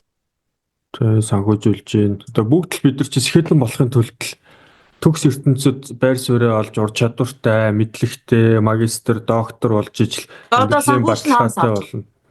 Санхүүжил нь урд төршөөс ихэрж байгаа. Тэгэн гол одоо манад ямар сэхэтнүүд их болсон олширсан гэхээр Оросоодоос олж бид нар ингэж арчаагүй сууж байна гэж яриад. Энэ урд хурш маань өстой агуу байна л гэдэг. Агуу байна. Эрхийн уруугаа гоцоолгоо. Эдгээр ингээд бидэрт гар сараадгүйсэн бол бид нар үдийцтэй байхгүй болохоос. Ядмаг сэтгэлгүй. Бид нар яагаад хоёр талын хоёр хуршийн царай алдаж ингэж амьдрах хэвтэй. Яагаад өөрснөө ийм том нутагтай ийм хэдүүлэхний үежиж гуйл гуухтад толохгүй шүү дээ бид нар. Өгчдөө яаж өгчих юм бэ гэдгийг өөрснөө яагаад тодорхойлж болтгоо. Гадна дотны ийм сони элементүүдэд яагаад бид нар хувь заяага хилтэйдэл нь ингэж ашиглуулчих хэвээр. Ингэхгүй байгаа байхгүй. Ингэж бодохгүй. Харамсалтай.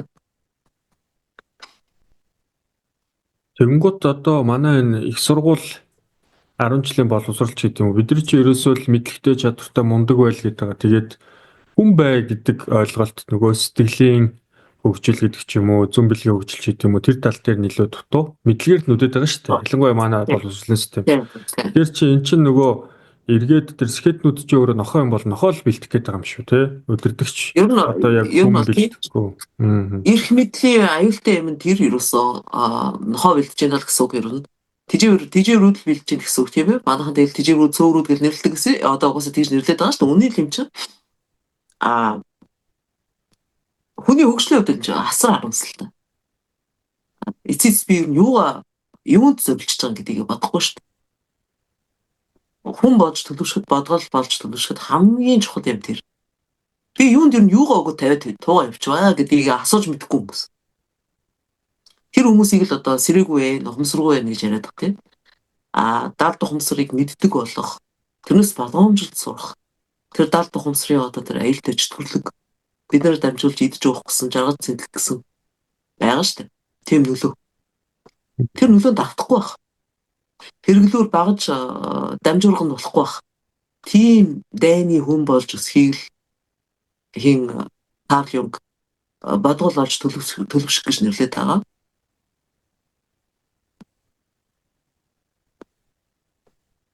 Тэр асар амсгалтай юм болж байгаа гэж бодож байгаа юм л да юу гэхээр хаахгүй шүү дээ юусэн. Би юу хөдөлгдсөн гэдгийг ч мэдэхгүй. Тэгэхээр чи ийм боловсролтой хүн байгаад яах юм?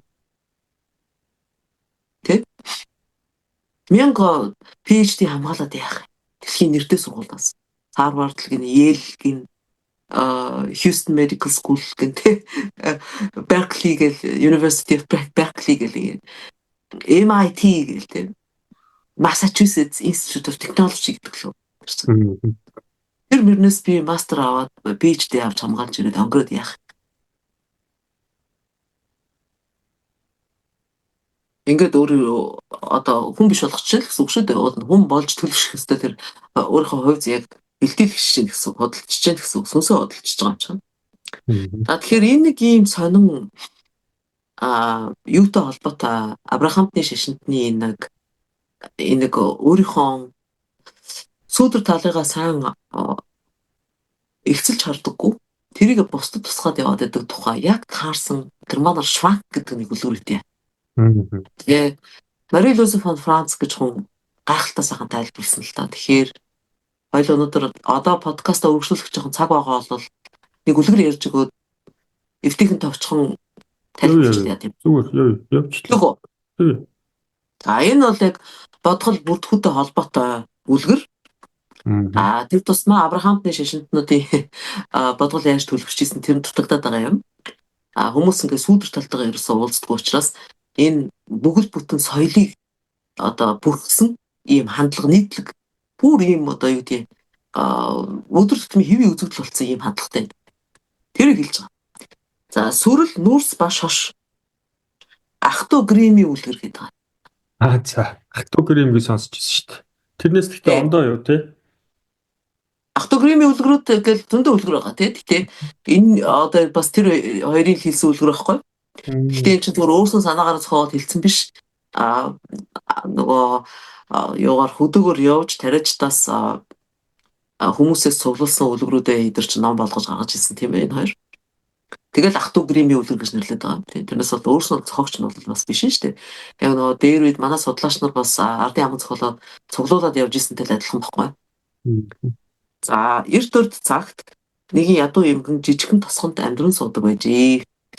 Нэг удаа аяг шош чанж идэхээр болоод зоохонтой галт түлхтэй буртхан асаахын тулд жоохон сүрэл хийжээ гэж. Шошоо тооготой ус руу хийхэд ингээд сүрлээ хийжсэн чинь сүрэл нь гараас нь мултраад унцсан гэдэг байгаа. За, ингээд тоогоо тавих гэжсэн чинь нүүрсний цог үсрээд шалан дээр унтсан гэдэг байгаа. За шошоо яг усан тэгэл гал дээр тоогоо ингээл гал дээр тавих гал шошоо ус руу хийх гэл ингэжсэн чинь нөгөө хөгшин эмгийн настай буурал юм болохоор ингээд салгалж агаад өөрөө гараасаа нэг шаш унгаацсан гэдэг газар унгаацсан. Тэ. За ингээд араасаа сүрэл цогтой нүрс юу шош гурав ингээд шалан дээр унтлаа. Тэгсэн чинь сүрэл ой найзуудаа та нар хаанаас ирүү гэж асуусан юм. Тэгсэн нүүрсний цог галаас ингээл өсөрч шатаж өмс болохоос сохор азар өөрөө мултарч гарлаа гэл тээ. Аврагдаж өөрийнхөө хүчээр өсөрч гарч ирлээ гэл ингээд.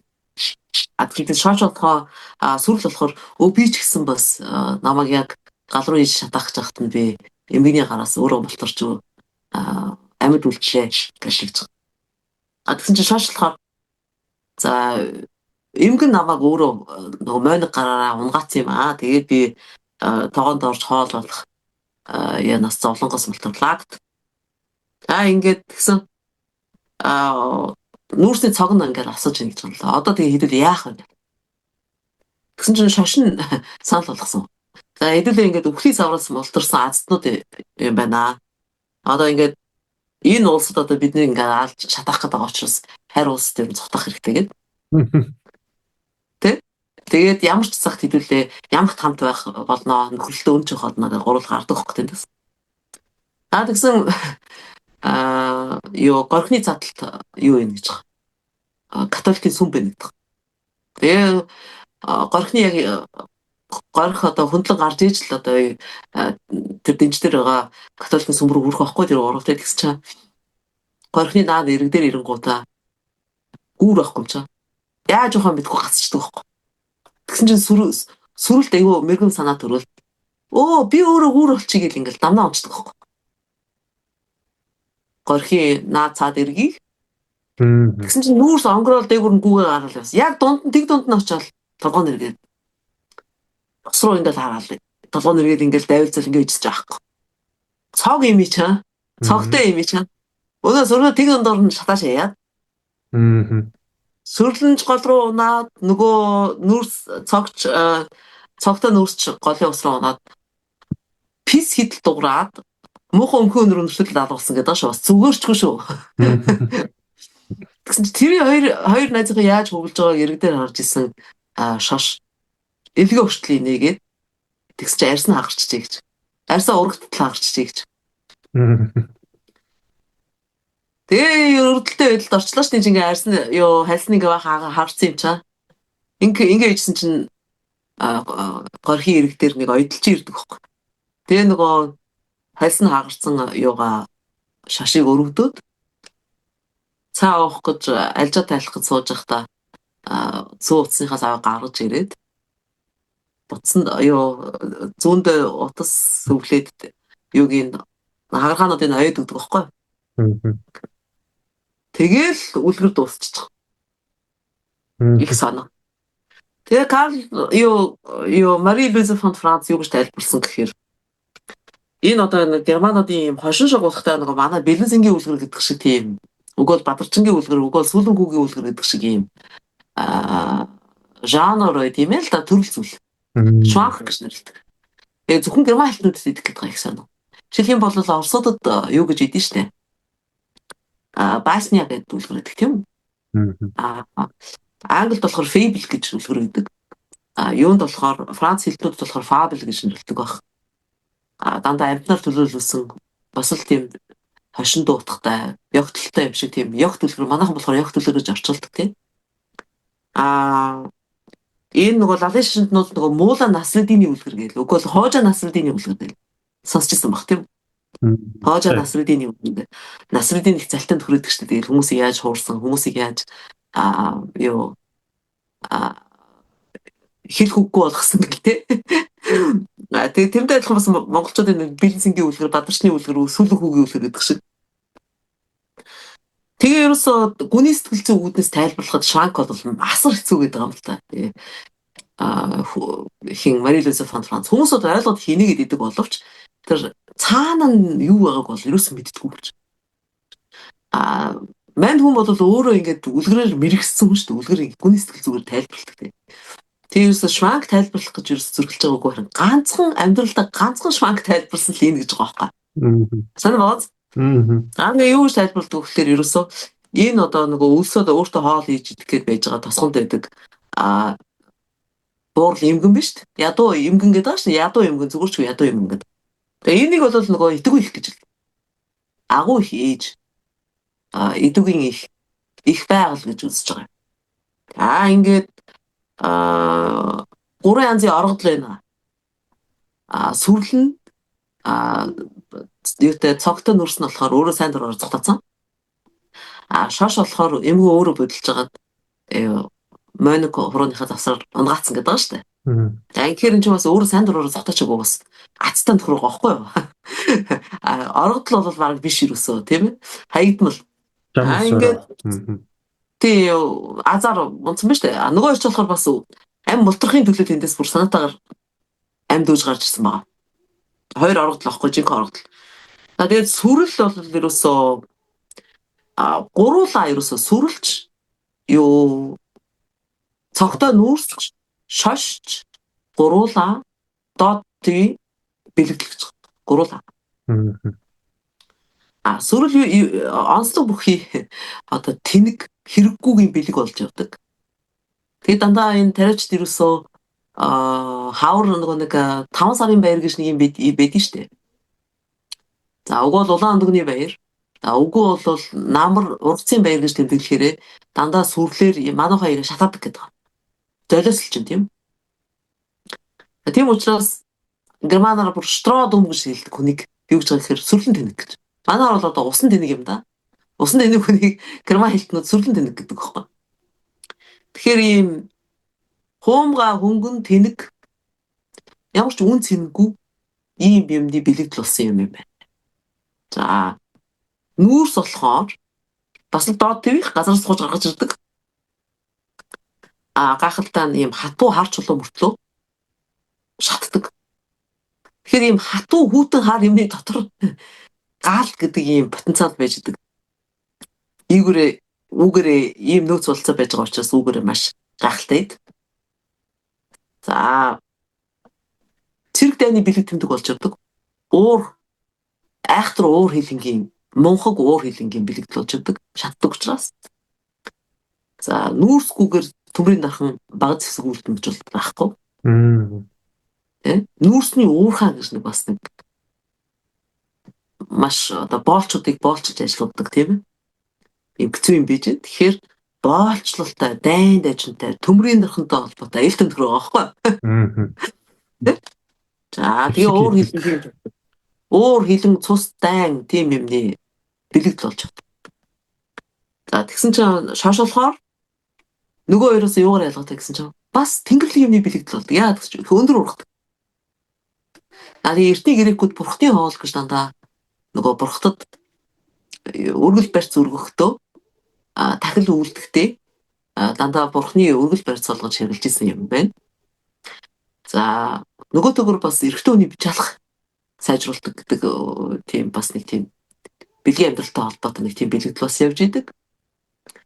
За тэрийг нь одоо нэг энэ амьдын баяр ёслолтой холбож яриад байгаа. Инээж хөхрөх чадвар хүний. Башин шогийн ярих инээж хөхрөх чадвар. Тэр юмний бэлэгдэл гэж үзэж байгаа. Шошоор. Тийм ээ. Тэгэхээр амьдын баяр баясгал. За бэлгийн амьдралтай хоёул тачаалтай холбоотой одоо явчлаа. Инээдтэй юмтай холбоотой одоо явчлаа шүү дээ. Тийм ээ. Тэгээд газраас ургаж гарч иж байгаа мөртлөө доод төвийнх мөртлөө дээд төв рүү тэмүүлж ургадаг тэнгэрлэг чанартай учраас удаан өндөгний баяраар нөгөө нэг юу гэдэг штэ. Иесус Христ дахин төрнө гэж баярлалтай штэ. Тэгж баярлахад эдгээр бүх тариачд нь шошоо яадаг. Газарт одоо болж ургуулдаг.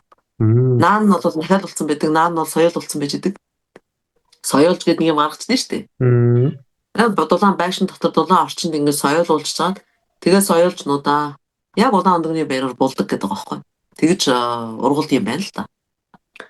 Тэгээ тэр нь яаж байгаа юм гэсэн чинь Иесус Христ тэнгэрт гарахад шат болох юм. Шат болж өгч байгаа юм гинэ. Дэм болж өгч байгаа юм гинэ.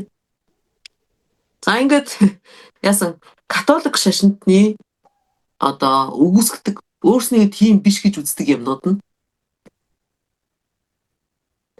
нийтийн ухамсарт 70 ухамсараас нэвтэрч орж ирэх явж байна гэж байгаа байхгүй. Сонир байгаач? Их сонир байгаач? Тэгээд горхон дээгүүр гарч байгаа гүүр шүү дээ. Гүүр байхгүй. Сүрэл гүүр болно гэж байхгүй. Гэтэл өнөөдөр ингээд ерөөсөө хүн төрөлхтний түүхнээ болж давтагдж исэн юм юу гэхээр ямар ч тийм ариун дагшныг холбох одоо бурхан шашныг олон нийттэй холбож өгөх. Ухамсар ба дад ухамсарыг хооронд холбож өгөх тийм гүүр болох чадвартай гэж өөрийгөө үзсэн хүмүүс дандаа худлаа л өөрчд байсан баг. Ихэнхдээ. Сүрлэн тэнэг байсан юм тий. Сүрлэн тэнэгнүүд байсан юм бол ихэнхдээ тийм одоо шашин үнэлдэг бошгийг айлдагч нар тэдрэг гэж ойлгож байна. За дээрэс нь бас юу одоо худлаа буу шамаанууд бас байж тийм үү. Сайхан худлаа одоо нөгөө юу зуднаар нохоо зоолж зовлонгоор лам даргалнаа гэдэг шиг ингэж амьдарч ийснийг илэрхийлж байгаамаа гэж. Тэгсэн чинь жишээ татсан баам л та юу гэхээр одоо Ромын хаант улсын одоо нөгөө тахилгын зан үйл ёслолыг нь хийдэг ламыг Pontifex гэдэг үгс юм. Тэр нь латинаар гүүр гэсэн үг юм. Тэгсэн чинь одоо Ватиканы нөгөө папс лам байна шүү дээ. Өөрийгөө юу гэж нэрлэдэг гэж латинаар Pontifex Maximus гэж нэрлэдэг. Агуугүй. Тэр үгс хамгийн агуу гүүр гэж өөрийг нэрлэж шүү дээ. Тэгээд тэрийг Мари Луиза фон Франц шоолоод байгаа байхгүй. Тийм ээ? Уул нь бол ингээд 70 ухамсар харийг холбож өгдөг бол гүүр бол хүнд асар хэрэгтэй байдаг те. Гэвч тэр нь явж бол яг үн төрөлхтний түүхэнд гарч ирээд идэг шашин зохион байгуулалттай институтчсан захин шашин биш. Элдв лам хуврагч биш. Лам бөөнөрч биш. Хүний өөрийнх нь зүүд гэдэг байгаа байхгүй. Тэр бурханлаг чанар өөрийн дотор байгаа гэдсэн шүү дээ угаасаа. Хүний дотор байгаа чад хүн болгонд байгаа. Хүн болгонд тэрнтэйг холбоотой байж чадна. Тийм үү? Тэгэхээр тэрнтэйг холбоотой байхад ерөөсө гол үүрэг гүйцэтгэдэг юм зүүд гэдэг байгаа байхгүй. Тэгвэл зүүдэнд юу болд юм бэ гэдгсэн чинь ойдлчны бэлэгдлийг тайлбарлаж. Ингээд бод ч юм уу уг бол бидний өвгд эцсийн юу сүнс сүлд уг бол том бие ингээд яг нөгөө нэг хагаргаа шашиг ингээд нэг оёд өгдөг дөө. Тэр шиг тэр юугийн хүн ер нь юм оёход яаж айдаг юм? Хоёр өөр материалыг ингэж холбож айж байгаа шүү дээ. Тэгэхээр хүний зэрэг үеийн ухамсар тэгээ зүүдэлж байгаа хувийн далд ухамсар байна да. Далд ухамсарт нэгдэж байгаа гэсэн үг тийм үү? Тэгэхээр энэ хоёрын яд ингээд наанаас нь цаанаас нь ингэж хатгаж айдаг шүү дээ тийм үү? Тэ? Цаанаас нэг хатглаа наашаа гаргаад ирлээ татлаа. Дахиад цаанаас нь ингээ гаргалаа. Үгүй бол наанаас нь ингэж хатглаа, цаанаас нь ингэж хатглаа тэгдэг ч оёо байна тийм үү? Тэгэхээр яг энэ үүргийг гүйцэтгэдэг ийм юм бол яг зүүдэнд болж идэг биднийг имчилдэг. Бидний нөгөө юм тархай боторхой болцсон дотроо хуваагдмал болцсон сэтгэлийн одоо шарахч үт юм уу юу ч гэдэг тийм үү? Тэрийг хооронд нэвлүүлж ойж өгдөг тийм одоо ангах, илаашуулах явцыг бид нар зүүд гэж ойлгох. Бас гүүр гэж ойлгох. Ойдол чинь зүүд юм байна тий? Гэхдээ ойдол чинь болохоор зүүдэнд ирж байгаа юу вэ? Ангаалт юм байна. Одоо том биеийн төлөөллүүд байхгүй. Архетипнууд гэж байна. Угод тэр эдрийн шүтдэг бод гэж байна. Тийм ээ? Тэгээ манай гурван оргод яагаад гарч чадсангүй вэ? Ганцхан шошинд болохоор гордлого байж магадгүй юм шиг үлдээчихэж байгаа байхгүй юу? Үлгэр Мари-Луиза фон Франц гэж тайлбарсан байна л да. Шош яагаад ингээд ийм азтай ингээд энэ юм хаанхаануудаа оюулаад ингээд ингэчв тийм ээ? Тэгээд үлгэр дуусчихж байгаа. Энэ юу хэлээд байна гэхээр үлгэрт бол яг хаа шош бол магадгүй голын нөгөө талд гараад католик сүмрөө орж магадгүй байхгүй. Энэ загалмаатны шашинтнуудын одоо олон нийтийн ухамсар руу нэвтэрч орж иж болох тийм гордлого энд байна гэсэн утгатай үлгэр байна гэж тайлбарлаад байна. Яагаад гэсэн чинь хүний сэтгэл зүйн эмчилгээнд хамгийн хэрэгтэй юм байна хошин шогийн мэдрэмж. Тэгэл ингээд эдгээр гэдэг баахан хүмүүс зөвлөгөө авах гэж ирж байгаа шүү дээ. Тэгэнгүүт эдгээр дотроосоо их айцтай идэх гэдэг байгаа байхгүй. Энэ хүнийг юу н авах уугүй юу, зөвлөгөөнд авах уугүй юу гэж хоорондоо зөвлөлт тийм ээ л та. Над дээр нэг ийм юутай түүхтэй ийм хүн ирлээ гэл тийм. Одоо энэ хүнийг би зөвлөгөөнд авах уу яах вэ? Хамгийн дөрөнд мэдээж нөгөө багшаасаа Карл Юнгээс асуу. Тэгэхээр Карл Юнг гэдэг наадах чинь тэгээд инээд юм уу гэдэг. Наа чи хошин шогийн мэдж гин үү гэдэг. Хошин шогийн мэдтiin байх, инээд юм байна гэхээр тэгвэл гайгүй штэ авчих. Тэгэхээр шаш амьдын баяр баясгал тэр хошин шог инээх тэ өөрөө бүр хагтлаа инээчихэж байгаа штэ. Тэр чадварыг илэрхийлж байгаа. Тэгээд индиануудад тийм хиёка гэдэг тийм сонин обжиба индиануудад тийм сонин бөө идэг гэсэн гэдэг байгаа. Юу гэхээр өөрийнхөө одоо цуг амьдарч байгаа омгийнхан биш үү? Тэд нар уйлж ивэлнэ, инээдэг. Яг эсрэгээр нь их хэвээр. Тэд нар инээж ивэл уйлах хэвээр. Тэнийг өстө сони итгээд нөхөр байсан гэж байгаа байхгүй. Тэгээд шүн ингээ зүудэлж байгаа одоо би шилэх юм бол би ингээ номоор чир толгойд ингээ байлгачлаа штэ. Тэг зүудлээ штэ. Тэнгууд өдөр нь би чамтай таарлан гутаа заавал тэрийг хийх хэрэгтэй гэж байгаа байхгүй.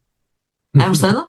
Тэгэл тийм нөхөр байсан юм байл та. Амгийн алхагчига буулгаад авч гинэ гэд зүудэлчих юм. Тэгвэл бүр эвгүй штэ тий. Яг гоо. Тэгэхээр ч бүр эвгүй штэ. Тэнгууд ихэнхдээ юу яадаг гэдэг. Тэг хэдэн жил йога хийчихэд би болиё гэж эргэж зам үйл хийж байлдаг гэдэг байгаа байхгүй. Тэр чигээрээ йога чигээрээ амьдэрсэн асар ховор гэдэг. Өөрт нь их төвхтэй гэдэг байх нь л тээ. Тэгэл би өстө полимор гэж үгээ хэлж байлдаг. Тэгэнгүүт дахиад нэг зам үйл хийгээл нэг нөхрийг нэг залуу хүн хүүхдийг хёки болгодог гэдэг байгаа байхгүй. Тэгэл нэг хэсэг хёки хийж явж байгаа байлдаг. Тэр хёкиг болохоор хин Карл Юнг юу гэж нэрлсэн? Joker priest гэдэг одоо хошин шог маягийн лам тий. Одоо манайхаар нөгөө цам бүжиг болоход нэг юу цагаан өвгөн гарч ирэл нэг айлаалаад идэх шүү дээ. Тий? Тэгээд нэг ийм инээдсэн масктай гарч ирэл ингээл айлаалал яваалаа. Тэгээд тийм архетип гэж тайлбарсан ба. Тэгэхээр энэ юу хэлээд байна гэхээр одоо тэгээ хоёроо дүгнэл үзье л та. Алмаадны шишинтнүүд өөрсдөө юу гэж үздэг вэ гэхээр ухаантай гэж боддог. Бусдыг орон зайны хувьд, цаг хугацааны хувьд тэнгийг гайхдаг.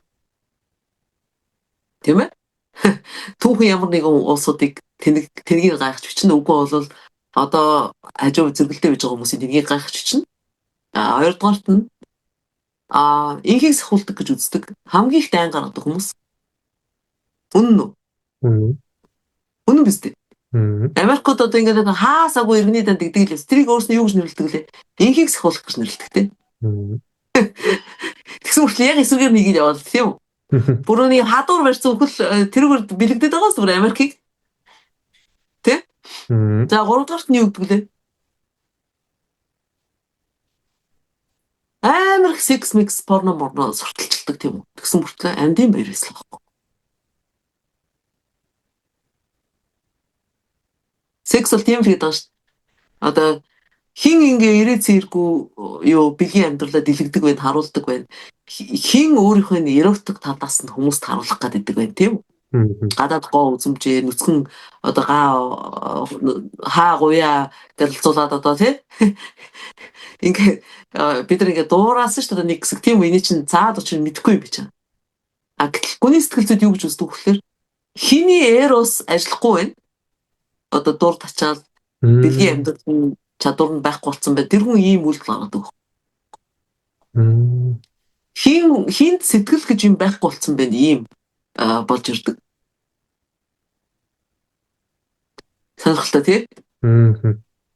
Тэгэхээр эднэрт ийм юм байхгүй байгаа байхгүй. Одоо ингээд хамгийн их бэлгийн амьдралд анхаарал төвлөрүүлдэг тийм юм хийдэг тийм хүмүүс шүү дээ. Бүх зар сурталчилгаа нь тийм. Тэгсэн мөртлөө яг амьдрал дээр бэлгийн амьдралын жаргалтай хүн өдөр төн бариад хайгаад жолдохоргүй тийм байдалтай гэж байгаа байхгүй.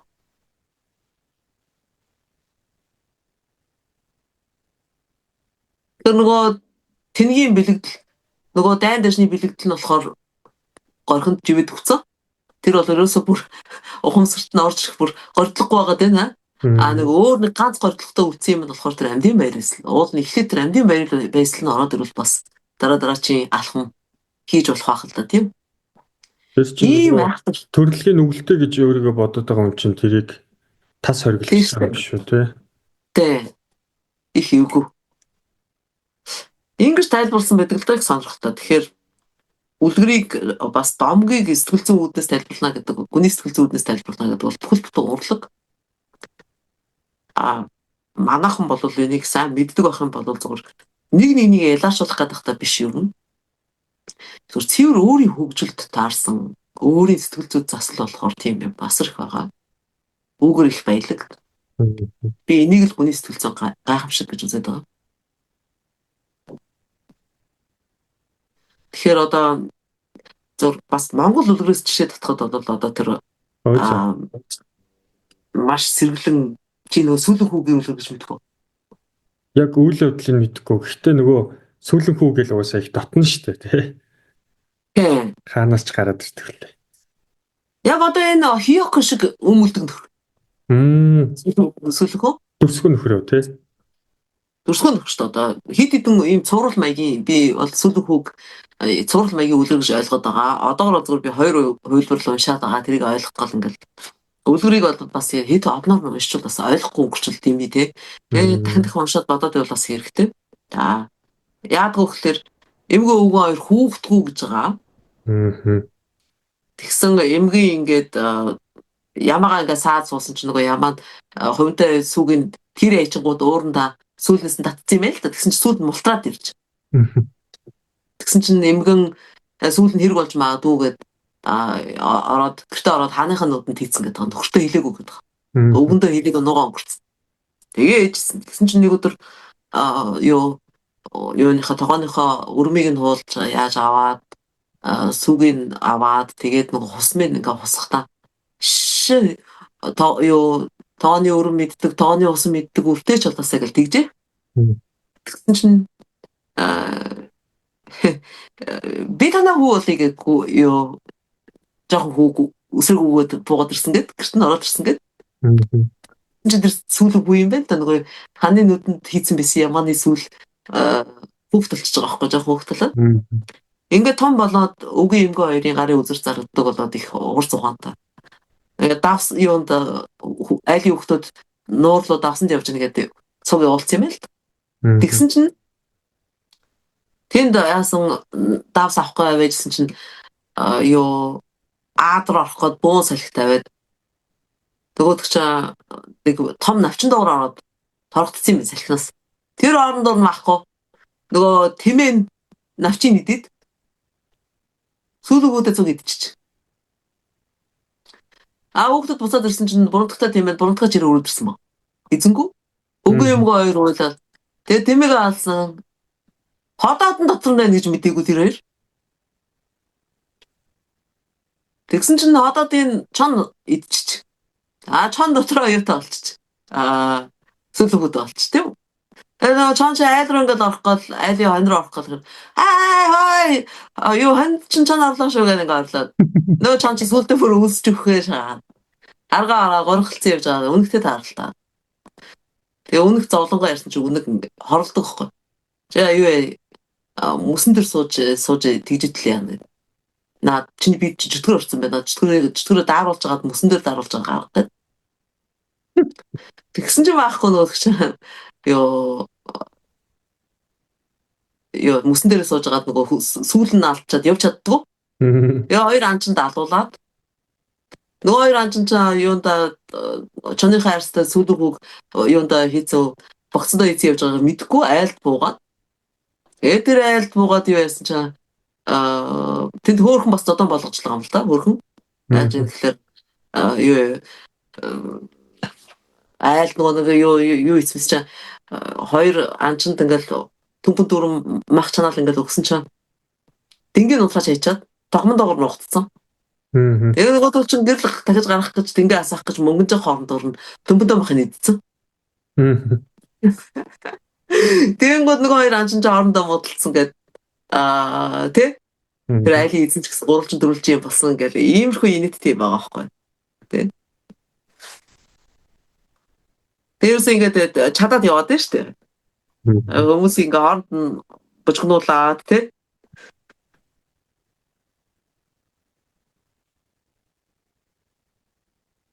За ингээд чи идчлээ гэдэг нөгөө хоёр хэд ч хоорондоо гээд муудалцаал тий тэгэл.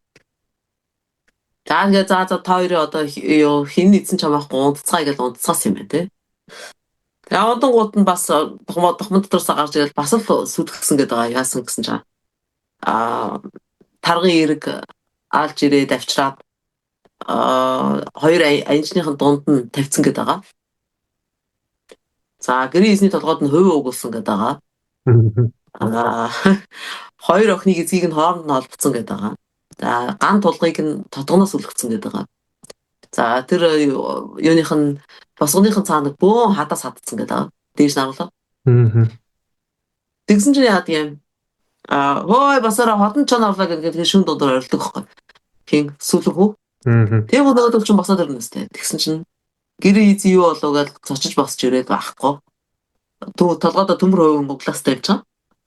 Тэгээ өөдрөгөө гүйжсэн чинь нөгөө тотгоноос дүүжлээстэй юугаа тулгаа мөргөөд. Өвдөгтөө доошоо суусан чинь яа тий хадаасан дээр суучдаг байхгүй. Яа. Тэгэл хоёр анчин сэрэл юу биенийхээ хонь чи хонь болцсон байна. Би хонь болцсон мэ гэдэг орондоо муудалцаад. Хоёр охин сэрээд ясч чи миний эзэгнээс татлаа. Чи миний эзэгнээс татлаа хоорондоо муудалцаад. Тэрэн дээр бол сүүлэн хөө хаалган дээр зогсоод энэ бодлооныг харж юу шаваага хамтлаа инээжигээ дуусчдаг юм бэлээ. Яг хоо зүгээр гүний сэтгэл зүйднээс нь яг хоёулаа зүгээр ерөнхий товчхон л тайлбарлахад бол чамд бол ер нь юу сонирхолтой санагдаж байна? Тэр гарал үүсэл хоёрдугаарт тэр нөгөө амьдралын баяр баясгалан гэхдээ хүн хорлоод байгаа нь хоржоонтой байгаа шүү дээ.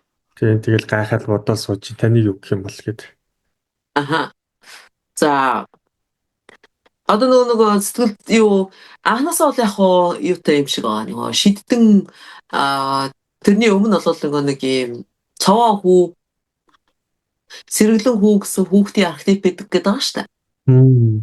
Тэгээ том болоод шидтэн болдог гэсэн тийм архетипны бэлэгдэл байж магадгүй гэж бодсон.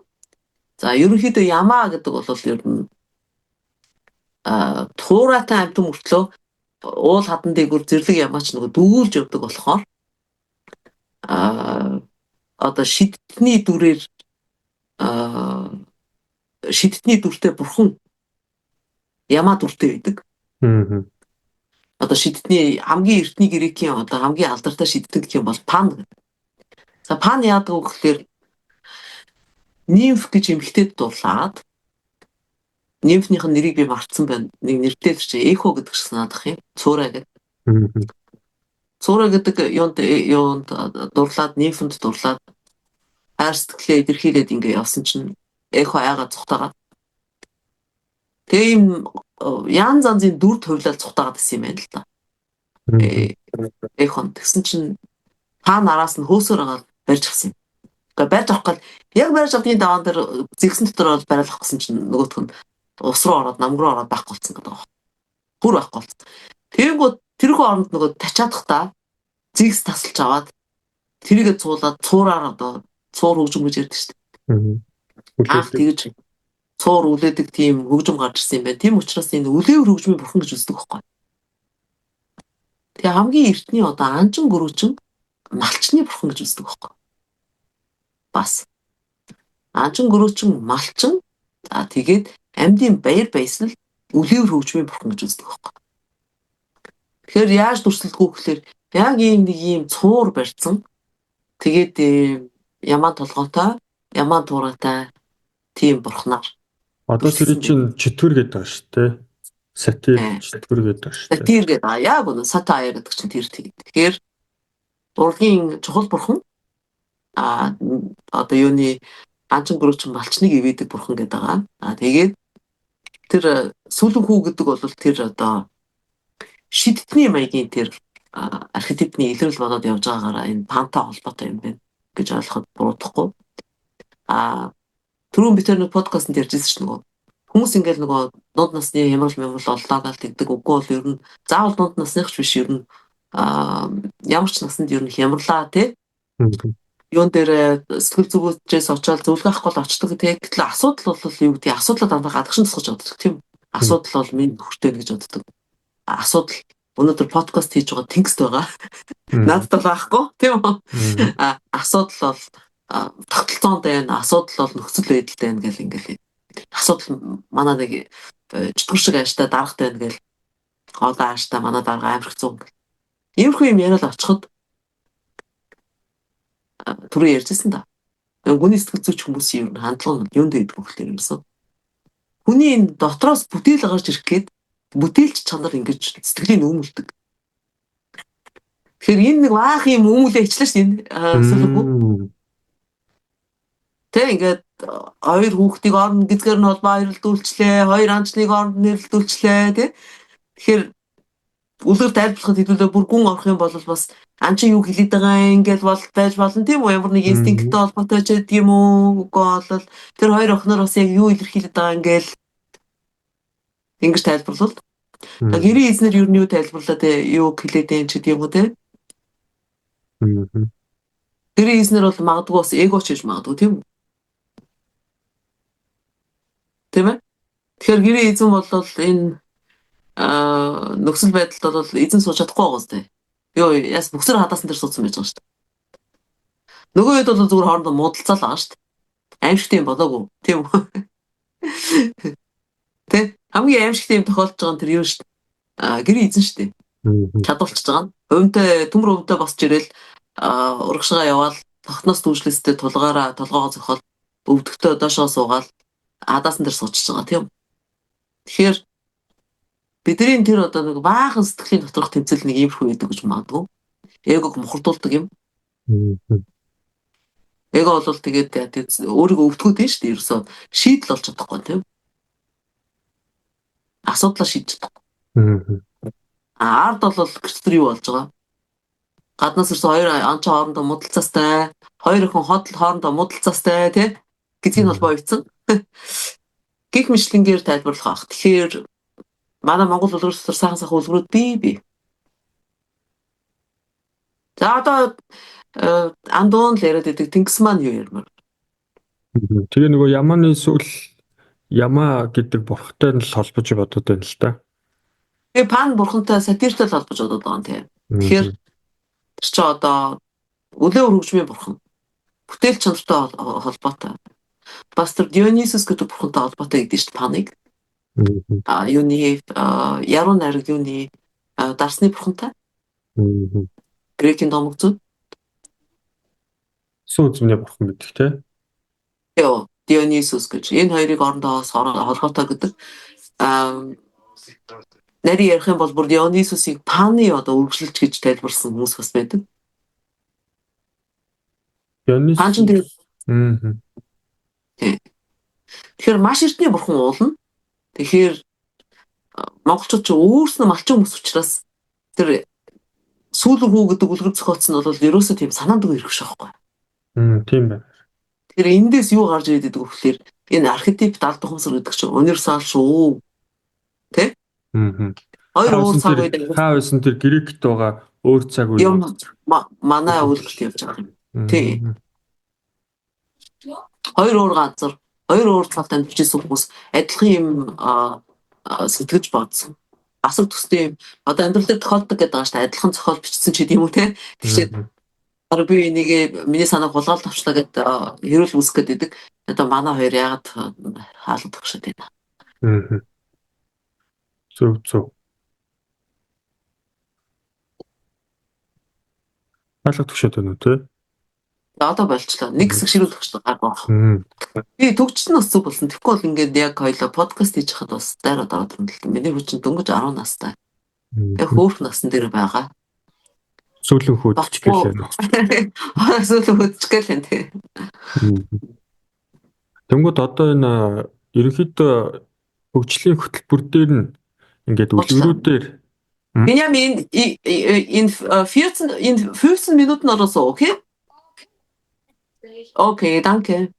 Тэнгүүд одоо энэ гадныхны хөгжлийн хөтөлбөр гэдэг энэ зүйлээр монголчууд ингээд баг комментарны цаг үеэс сэхэтнүүдэд устгаад ингээд явчлаа. Бүр багаадын үеэс. Бүр багаадын үеэс. Сөр үргэлжлээс бахан юм сурч авсан. Өөр тэр нь наалтцтай юм уу өгөөжтэй юм уу гэдгийг сайн бодож чадаагүй. Тэрнээс болоод нөгөө мордхын хаазгаа гэдэг шиг араас нь бахан юмнууд хийсэн тий. Тэгэл маш их хор хөнөөлтөй байсан багаадын орлол. Тэгээд багаадын балаг тийм ээ. Тэгээд дээрс нь тэр юу манжийн 300 жилийн юу дарлал тийм ээ. Тэгчээд дараа нь 70 жилийн Оросын компьютерны юу. Тэгэхээр аль алинд нь л бид нар үндэстнийхээ хувьд оюун санаагаараа хохирсон. Эндээс надад одоо шууд бодогдож байгаа зүйл нь одоо энэ дөрвөн чадварыг тэгш хөгжүүлээд хит одоо их сургууль, төгс карьер, төгс ертөнцийн одоо энэ хөтөлбөрөөр гэхээсээ илүү яг энэ өөрсдийнхөө соёл, оюун санаа, сэтгэлгээнийхээ хөгжлийн хөтөлбөрийг бид илүү сайн харахад тэрлүүгээ илүү сайн явах нь илүү чухал юм байна. Ялангуяа энэ үлгэр, домог, сэтгэл зүй. Сэтгэл зүй гэдэг бол ч өөр гадаад ертөнцийн ч гэсэн тусгалан байгаа учраас нэг л юм байгаа даа шүү дээ. Эго, селф хоёр бол үндсэндээ нэг л зүйл болоод бүтэн болох хэрэгтэй гэдэг ийм ойлголтод явж байгаа. Тэгэхээр өөрсдийнхөө одоо юмнууд руу өөрсдийнхөө хөгжлийн хөтөлбөрийг л барьж авч тэрийгэ босгож ирэх эсвэл тэрийгэ одоо би болох л ийм л ойлголт дүгэлт сургаалтай л үлдчихээн л да миний подкастны ард. Энэ подкастны ард тийм ээ. Тэгэхээр одоо залуучуудтай ингээд гадны хөгжлийн загвар маад үлзий болохгүй ч гэдэг юм уу. Үгүй бол өөрийнхөө өв соёл руу өнгөх хэрэгтэй. Янз янзын асуудалтай болоод гараад ирж байгаа ш залуучууд. Одоо надаас бол ингээд үе хүмүүс асуудаг л да одоо яах вэ ийх вэ? Над ийм асуудал гараад байна гэл энийгээ би яаж шийдэх вэ гэдэг. Тэгэхээр нөгөө нэг юм жижигүүрийн үг шиг юм яриад ахаар бас хэцүү идэх байхгүй. Өв соёл руу өнгөх хэрэгтэй гэл тэр чинь нэг л юм яриа л те. Нэг л юм шүү дээ. Тэгэхээр яаж өнгөх нь юу юугаар хэрэгтэй гэдгийг мэдэхгүй байгаа шүү дээ. Тэгэл аман зохиолч юмстай алт эрдэнэ байгаа шүү гэл ингэчгэр чинь бас л нэг жижигүүрийн үг тий. Яг ингээд гүний сэтгэл зүй Карл Юнгийн ийм сайн тайлбарснаар нь мөн Мари Луиза фон Францын тайлбарлаад байгаагаар тайлбарлаад ихээр бас өвөлтөө.